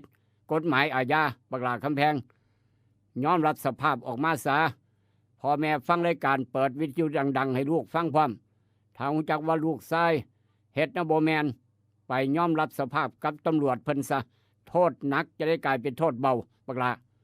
อย่าไปเฮ็ดอีกอย่าไปเฮ็ดนะบ่แม่นครับเดือดร้อนกันไปเบิดพ่อกับแม่ฟ้าไปรับลูกสาวพ่อกับแม่ฟ้าไปรับลูกชายครับผู้ใดสิบ่ย่านเนาะเพราะว่าตัวอย่างกรณีตัวอย่างก็เห็นมาแล้วทางกรุงเทพครับทางเมืองนนท์ทางกรุงเทพผู้ใดสิบ่ย่านครูบาอาจารย์ก็ย่านเดี๋ยวบาดเนี่ยย่านครับย่านจังสั้นย่านจังซี่ย้อนให้เกียรติศูนย์เกียรติบ่ดีบ่หรือจังไดโอ้สารพัดตามมาครับนี่คือความย่านความกลัวความย่านเพราะฉะนั้นลูกหลานผู้ใดเฮ็ดผู้เป็นพ่อเป็นแม่ซอยเว้ากับลูกกับหลานเบิ่งบักหลาเอ้ยยอมรับสภาพซะพ่อแม่อุกใจไปยอมรับกับตำรวจกับท่านนายอำเภอกับทางโรงพักทบเพิ่นซะหรือว่าจะไปแจ้งผู้ใหญ่บ้านว่าผมนี่ละเฮ็ดครับผู้ใหญ่พาผมไปมอบตัวกับตำรวจนะโทษหนักๆจะได้กลายเป็นโทษเบา นี่คือรอบสองนี่ครับรอบสองเดือดร้อนกันไปเบิดห้วยยางบ่ทันแลนหนีบ่ทันจนหัวล้านตำกันบ่ล่ะพี่น้องเอ้ยบ่แม่นธรรมดายากคักมื้อวานนี่ครับเฮ็ดไปทั่วโพสต์ไปทั่วโอ้โหขึ้นได้จังไหนครับ เอาภาพปืนมาถ่ายรูปลงเฟซลงไลน์ให้คนเห็นเอามักแบบใดอยู่อาคารใดพิกัดใดบอกมาเดี๋ยวจัดให้ไปโอ้โหหลายอย่างหลายแนวบาดนี้เอาเป็นข่าวครับ ห้ามเอาเป็นตัวอย่าง ลูกหลานผู้ใดเฮ็ดลูกชายผู้ใดเฮ็ดหรือว่าลูกสาวผู้ใดเฮ็ดแบบนี้พาไปมอบตัวแจ้งตำรวจด่วนโทษหนักจะได้เป็นโทษเบาพ่อกับแม่จะได้กินข้าวแซ่บนอนหลับพร้อมบ่ขึ้นโรงพักบ่ได้เดือดร้อนเอานี่คือทางโรงเรียนใหญ่ทางเมืองทบโรงเรียนท่าบ่อเว้าแค่นี้เข้าใจเว้าแค่นี้หูจักอย่าไปเฮ็ดอีกแล้วบักหลาเอ้ยพ่อแม่อุกใจเด้ครูบาอาจารย์ก็อุกใจครับครูบาอาจารย์ก็อุกใจหมู่พวกเพื่อนฝูงกับปวดหัวอย่าไปร้อยเฮ็ดแบบนี้อย่าไปเฮ็ดโดยเด็ดขาดบอกกันเตือนกันผ่านรายการนี่ลูกปุ๊กให้เตือนถ้าบ่มอบตัวเพิ่นจับได้เดี๋ยวนี้ตำรวจกำลังนำสืบอยู่ครับว่าลงเฟซลงไลน์มาจากไสต้นต่ออยู่ไสกำลังนำสืบจับได้หนักโทษหนักถ้ามอบตัวปั๊บโทษหนักจะได้กลายเป็นโทษเบาครับแม่นบ่พ่อยาวพุทธชัยใจชื่นหรือว่าจังใดเอาเป็นข่าวเอามาเว้าสู่กันฟังครับห้ามเอาเป็นตัวอย่างพร้อมลูกหลานบ้านเฮาเจ้าข่อยอย่าไปเฮ็ดโดยเด็ดขาดนี่คือข่าวใหญ่ของจังหวัดหนองคายหมู่บ้านครับเอาละครับจากเหตุการณ์มาทางเหตุการณ์นี้มาทางอุทาหรณ์สอนใจแต่ละจุดแต่ละมองพาพี่น้องไปทางภาคใต้3จังหวัดชายแดนภาคใต้ไฟใหม่กลุ่มคนร้ายอาวุธครบมือครับบุกเข้าร้านสะดวกซื้อเผาครับทางจังหวัดปัตตานีเผาเสียงระเบิดดังสนั่นหวั่นไหวพร้อมโอ้ยเมื่อวานเมื่อคืนนี่ครับนี่คือทาง3จังหวัดชายแดนภาคใต้เอาลูกหลานที่ท่านกาซอยโทรศัพท์ไปเว้าไปว่าไปคุยกันครับนอกจากนั้น28สิงหาสัตตาคดีหัวสวกกตปิดสำนวน28สิงหาจะประกาศให้โลกได้ฮู้ว่าจะเอาแบบใดจะเฮ็ดจังไดติดตามข้อการเมืองติดตามตอนต่อไปนอกจากนั้นครับนี่ก็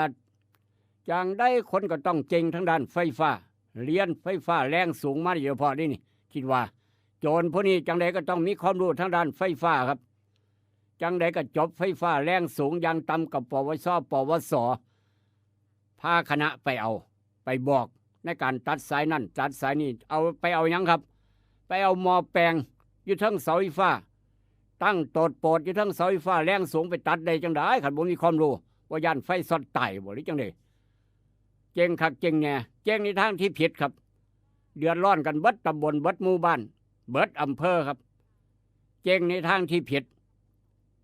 โจรครับโจรลักตัดหม้อแปลงไฟฟ้าแรงสูงขนาดใหญ่ยกลงมาจากเสาไฟฟ้าเพื่อเอาไปสั่งกิโลขายคักบ่ครับเอาทั้งแดงมาสั่งกิโลขายครับร้านรับซื้อของเก่าของแก่ถ้ามีแบบนี้ทองแดงห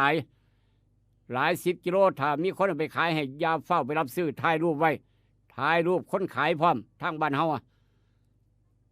ว่าผู้ใดไปขายให้แจ้งตำรวจด่วนแจ้งผู้ใหญ่บ้านด่วนหวังเอาทองแดงไปลื้อทองแดงขายครับหม้อแปลงราคาเป็นแสนขายทองแดงได้บ่ฮอด 3,000 บาทไฟดับเบิดเมืองครับเดือดร้อนครับบ่แสดงว่าจบทั้งด้านไฟฟ้าแรงสูงมาโดยเฉพาะมีความสามารถระดับนายสร้างแน่นอนครับอาจเป็นกลุ่มเดียวกันที่เคยก่อเหตุการณ์นี้เกิดอยู่ไสทางเมืองขอนแก่นครับแถวบ้านใดตำบลสะอาดอำเภอน้ำพองขอนแก่นเมื่อวานนี้ครับคักบ่ลักหยังบ่ลักหม้อแปลงทั้งเสาไฟฟ้าหม้อใหญ่ๆนะพี่น้องแขนอดต้นอยู่นะตั้งตดโปดใหญ่ๆอยู่นะลักได้จังใดยกลงมาได้จังใดว่าเก่งคักแถวบาทนี้ป้าดโถเอาละครับจากเหตุการณ์มาทางเหตุการณ์นี้นั่นก็ห้ามเอาเป็นตัวอย่างคือกันอันนี้ก็แม่ลูกอ่อนฝ่ายภรรยาคลอดลูกมาได้10 มื้อฝ่ายภรรยาคลอดลูกมาได้10 มื้อออกจากโรงพยาบาลบ่ได้จังไดมานอนอยู่บ้านครับมานอนอยู่บ้านฝ่ายเมียอยู่กับลูกน้อย10 มื้อนอนอยู่บ้านฝ่ายผัว ฝ่ายผัวไปทำมาหากินเพื่อไปหาเงินมาเลี้ยงครอบครัวซื้อนมให้ลูกฝ่ายผัวลูกน้อยก็นอนอยู่เปครับลูกน้อย10 มื้อหันแดงปันหนูน้อยครับนอนอยู่ในเปแม่ฝ่ายเป็นแม่ก็นอนปาก็ว่าสามีออกจากบ้านตั้งแต่เช้าเดี๋ยวคอยไปรับจ้างกันเด้อรับจ้างรับบายกันเด้อหาเงินมาเลี้ยงครอบครัวหาเงินมาซื้อนมให้ลูกกินเนาะว่าซั่นว่าจ้าฝ่ายเมียก็ได้ลูกก็ห้องแอะอยู่10 มื้อครับหลังจากนั้นสามีกลับยามมื้อแลงครับกลับบ้านยามมื้อแลงพี่น้องกลับบ้านยามมื้อแลงเห็นตั้งแต่ลูกน้อยห้องแง่อยู่ครับลูกน้อยนะบ่ฮู้เรื่องดอกลูกน้อย10 มื้อนอนอยู่ในเปอยู่นอนอยู่ในเปครับวางอยู่เบาะแง่อยู่ฝ่ายเมียบาดเนี่ยไปเบิ่งเมียหยังเมียแข็งแกแดครับสามีเป็นลมกำมองฝ่ายผัวเป็นลมกำมองภรรยาตายคอหลอแข็งแกแดลูกน้อยห้องแง่อยู่ในเปพี่น้องเอ้ยสมันสลดหดหูคักกันยังวะจังสี่ก็มีคือกันบ่แม่นเกิดเรื่องใดก็บ่ฮู้จักแล้วครับเนี่ยเมียเป็นหยังคือตายทั้งที่ลูกให้อยู่ครับหรือว่าเครียดหรือว่าจังไดบ่มีเงินบ่หรือจังไดปัญหามันเกิดเหตุการณ์นี้เกิดอยู่ไสครับทางจังหวัดสมุทรปราการในเขตอำเภอพระสมุทรเจดีย์เมื่อวานนี้เป็นข่าวเอามาเว้าสู่กันฟังเพราะฉะนั้นคลอดลูกใหม่อย่าปล่อยให้กันอยู่ผู้เดียวเด้อพี่น้องเอ้ยดูแลกันอยู่น้ำกันครับอย่าปล่อยให้กันอยู่ผู้เดียวหาพ่อหาแม่มานั่งเฝ้าน้ำกันอย่าปล่อยให้เมียอยู่บ้านผู้เดียวถ้าคลอดลูกใหม่อันตรายเด้ต้องมีคนมานั่งเฝ้าเบิ่งกันตัวย่านเป็นลมเป็นแรงย่านหน้ามืดตาลายสารพัดเพราะว่าคลอดลูกใหม่แค่10 มื้อครับจากเหตุการณ์มาทางเหตุการณ์นี้อันนี้ก็ได้โอ้ยบ่เคยพ่ออันนี้บ่เคยพ่อก็บ่เคยเห็นก็ได้พ่อเนาะบาดนี้เนาะเหตุการณ์นี้เกิดทางอำเภอกระสังจังหวัดบุรีรัมย์ครับช่วงนี้เป็นช่วงเทศกาลเข้าพรรษาเมตุเข้าพรรษาวัดวารันตางหลวงพี่หลวงพ่อบ่ได้ไปไสต้องจำพรรษาอยู่วัดปรากฏว่ามีพระบวชใหม่รูปหนึ่งมีพระบวชใหม่รูปหนึ่งกำลังขยันครับแล้วก็มีหลวงตาอยู่น้ำกันหลวงตาครับหลวงตาอยู่น้ำกันอยู่ในวัดเดียวกันนั่นละหลวงตาก็ได้บวชมา10 กว่าพรรษาแล้วบวชมา10 กว่าพรรษาพาบวชใหม่บวชช่วงเขาพรรษาออกพรรษาก็จะศึกพาบวชใหม่บวช1 พรรษาออกพรรษาอยู่ได้รับกฐินปาแป๊บศึกโลดนี่คือพระบวชช่วงเขาพรรษาครับเหตุมันเกิดหยังระบาดนี่ความอดทนขันติคือความอดทนบ่มีความอดทนพระต่อพระหลวงตาก็พาบวชไม่ตีกันครับญาติโยมพอตู้พอออกไม่ออกไปแยกหลวงตาแยกไปยังก็ตีกันกับพระหลวงพี่แยกหลวงพี่หูจักอยู่ดอกมีกำลังหลายหลวงพี่แยกโอ้ยจะสั่นจังสี่นะหลวงตานะว่าสันว่าหลวงตาว่าโตบวชไม่สมัติหลวงตาได้จังได้หลวงตา10 พรรษาแล้วหลวงตาบวชก่อนเว้าหยังก็ต้องฟังตัวสันเว้าหยังจะต้องฟังครับพระบวชไม่ต้องฟังคนบวชก่อนนั่นเห็นบ่เหตุมันเกิดครับย้อนหยังหลวงพี่บวชไม่ก็เลยบอกว่า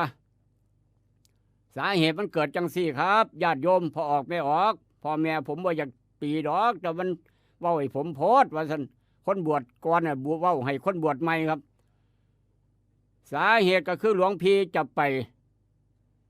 ตัดหญ้าหลวงพี่จะไปตัดหญ้าจะไปทำความสะอาดไปตัดหญ้าเดินวัดไปขนหญ้าเดินวัดประมาณนั้นหลังจากตัดแล้วหลวงพี่ก็เลยบอกว่าสาเหตุเกิดจากย้อนสร้างความบ่พอใจให้หลวงพี่โต้เถียงกันอย่างหนักอยู่กลางวัดเดือดย้อนหยังเดือดย้อนทนไม่ไหวผมก็เลยเวียงหมัดใส่หน้าหลวงตาก่อนครับโต๊ะโปรดฟังหลวงตาตีกลับครับเอาก้อนหินจับก้อนหินตีกลับตะลุมบอลกับหลวงพี่โอ้จักไผเป็นไผครับป่านมวยคู่เอกระวังไม้ทัสันกับโฮลิฟิลบัดนี้ฮะจะเป็นคักมันแน่กันยังวะหลังจากนั้นไทยบ้านมาหามพ่อออกไม่ออกมาหามหลวงพ่อส่งโรงพยาบาลเพราะว่าเนื่องจากใบหน้าเลือดอาบต้องเย็บแผลพร้อมอีกต่างหากเกิดจากหยังครับเกิดจากหลวงพี่บวชใหม่ไปขอกุญแจรถกระบะแก จากหลวงตาครับหลวงตาเป็นคนดูแลรถกระบะเด้เพราะว่าบวชก่อน10 กว่าพรรษานี่หลวงพี่ไปขอกุญแจรถกระบะจากหลวงตาเพื่อเจ้ารถไปขนหินหลวงพี่บวชใหม่กำลังขยันครับเพื่อเจ้ารถนี่ไปขนหินมาใส่ซ่อมลานวัดที่เป็นหลุมเป็นบ่อแต่ว่าหลวงตาปฏิเสธบ่ได้ใส่รถเข็นพอรถเข็นปูนอยู่พุ่นน่ะไปเอารถเข็นมาแทนว่าซั่นว่าประหยัดน้ำมัน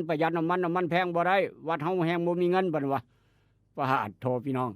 หลวงตาเว้าแบบโมโหโทโสเด้ตากึ่งตากอใส่กันวันเถาะหลวงพี่ปาดโทเห็นว่าบวชก่อนก็ยืมบ่ได้เนาะเถียงกันอย่างหนักเหตุการณ์มันเกิดจังซี่ครับนี่คือขอกุญแจรถกระบะขอจากหลวงตาเพื่อเจ้ารถไปขนหินมาซ่อมลานวัดหลวงตาบ่ให้ปฏิเสธเหตุมันก็เลยเกิดยิ่งนักแหละขักบ่บานจังซี่ก็มีคือกันเด้เหตุนี้เกิดทางกระสังจังหวัดบุรีรัมย์อย่ามาเกิดทางศรีชมัยทบสังคมพุทธตากน้ำโสมบ้านเฮาก็แล้วกันจากเหตุการณ์มาทางเหตุการณ์นี้ครับจากเหตุการณ์มาทางเหตุการณ์นี้กับยาสีฟันหมอจุฬากาแฟดรเจอันนี้ก็เกี่ยวกับที่ดินวัดทางเมืองขอนแก่นนั่นแหละครับบอกว่าวัดป่าเนี่ยครับวัดป่าอดุลนี่เป็นสาขาเป็นวัดสาขาตั้งถูกต้องตามกฎหมายเด้อฝากถึงโยมโบเรียนแหน่ขอให้พาทั้งครอบครัวมาขอขมาแล้วก็ร่วมโมทนาให้กับพ่อกับแม่ให้ผู้ล่วงลับไปจะได้ไปสู่คติพ่อกับแม่ล่วงลับไปได้จะได้ยังมาผิดมาเถียงอีกเราก็ให้อยู่พุ่นเนาะวิญญาณให้อยู่พุ่นครับวิญญาณให้อยู่พวกเจ้ามาเถียงเอาที่วัดคืนเฮ็ดหยังจังสั่นจังซี่ให้มาขอขมาแหน่จังสั่นจังซี่นี่คือโฉนดบ่แม่นที่ดินส่วนตัวของผู้นั้นผู้นี้ครับเพิ่นเถียงกันยังบ่แล้วเด้ยังติดตามหนังเรื่องนี้ต่อไปครับติดตามหนังเรื่องนี้ต่อไปจากเหตุการณ์มาทางเหตุการณ์นี้ครับน้ำตกไปเที่ยวน้ำตกหน้าฝนอันตรายถ้ามีน้ำป่าไหลหลากมาย่านหนีขึ้นน้ำบ่ทันครับก็เลยบอกไว้แจ้งไว้จักหน่อยพอฉันเที่ยวน้ำตกมองได้ก็อย่าเบิ่งนี่ครับน้ำคุ้นๆไหลผสมมาเฝ้าแล่นขึ้นรถย่านน้ำป่าไหลหลากอันตรายคัก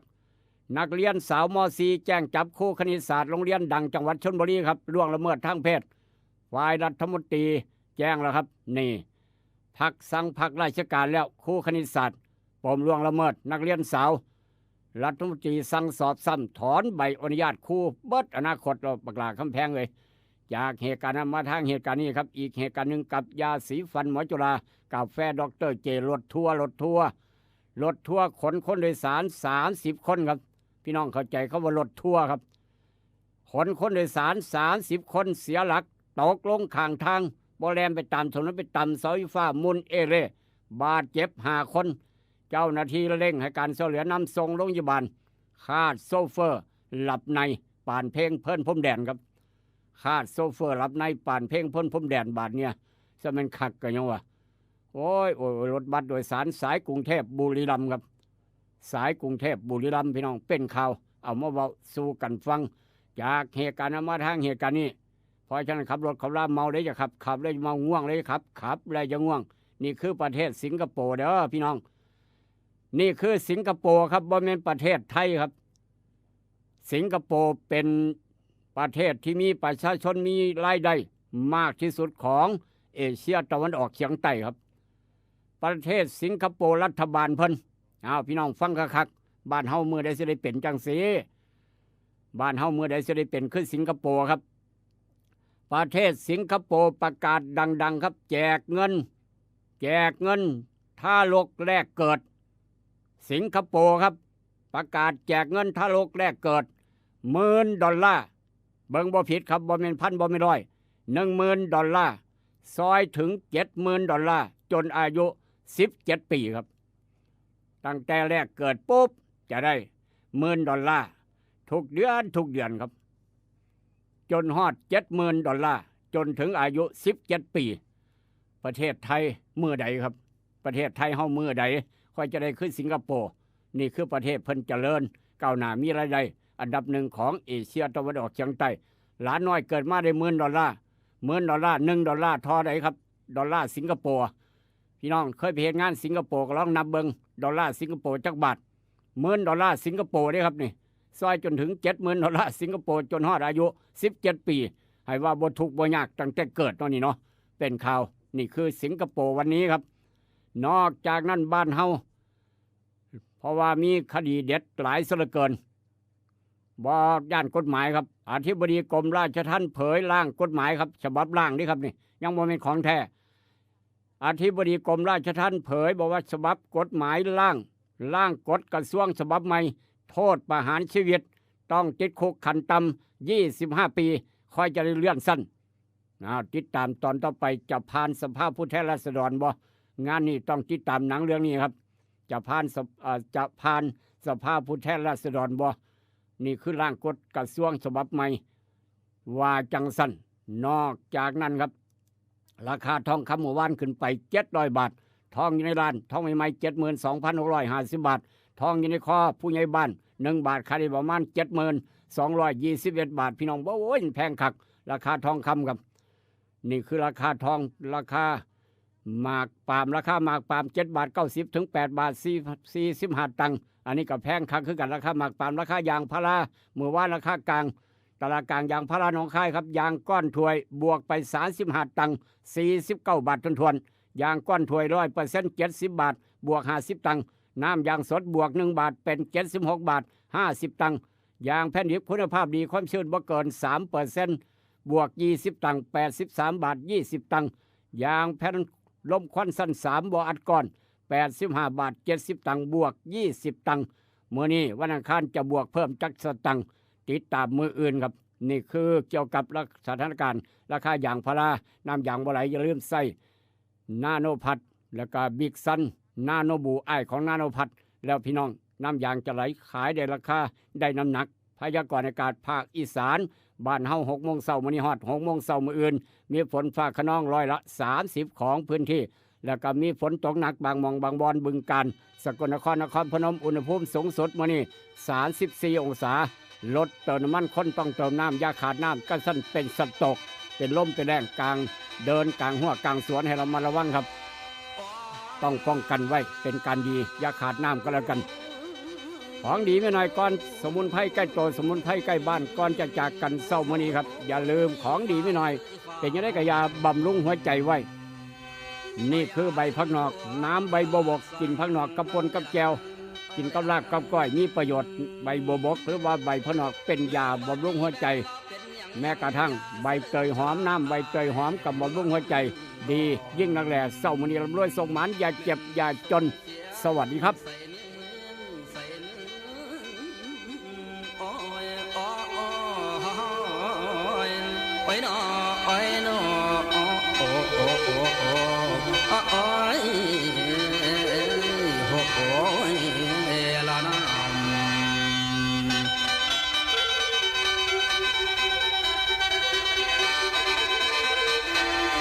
เรื่องวัดนี้ฟังคุณญาติพี่น้องพ่อและแม่เด้อไผก็ได้แล้วทั้งหญิงชายมาฟังลำสิหำเพิงเด้อตอนนี้เป็นคาติเตือนใจให้ศรัทธาให้พี่น้องต่อเด้อพ่อแม่เฒ่าแก่แล้วสิค้างบำขี้จำนี่ละนอเพิ่นว่าเกิดเป็นคนเอาคนสร้างสังฆทานอย่าเว้นปล่อยจังงั้นตักบาตรนี่ปล่อยแทนขอบไม่ยืนทรงนี่ละนอเพิ่นว่าจงใจสร้างสถานีน้อมเสื้อพระของท่านอเนกตนบุญคำเมื่อสิมาศรัทธา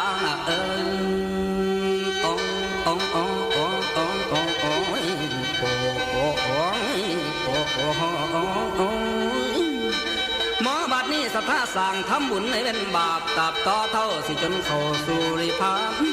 เพิ่นว่าท้าลังตั้งสิจาคำบริจาคหาเป็นผลประเสริฐแท้คุ้มพระเจ้าเพิ่นสั่งสอนฮีด12ของมึงสร้างทางดีอย่าป่าปล่อยทำเท่าเล็กทำเท่าน้อยสิบุญได้สิยอมนำบุญนี่ลาพระประเสริฐเลิศดำทำตาดึงกันตัวซ้ำนี่แล้วผลอานี่เอกอนับสิแน่นอนมาอยู่สุดที่นั่งยังคนคำทำเอาไว้ปลูกพ่อแม่ลาเท่าแก่จังหวะอยู่คอยมาแล้วให้ห่วงทาง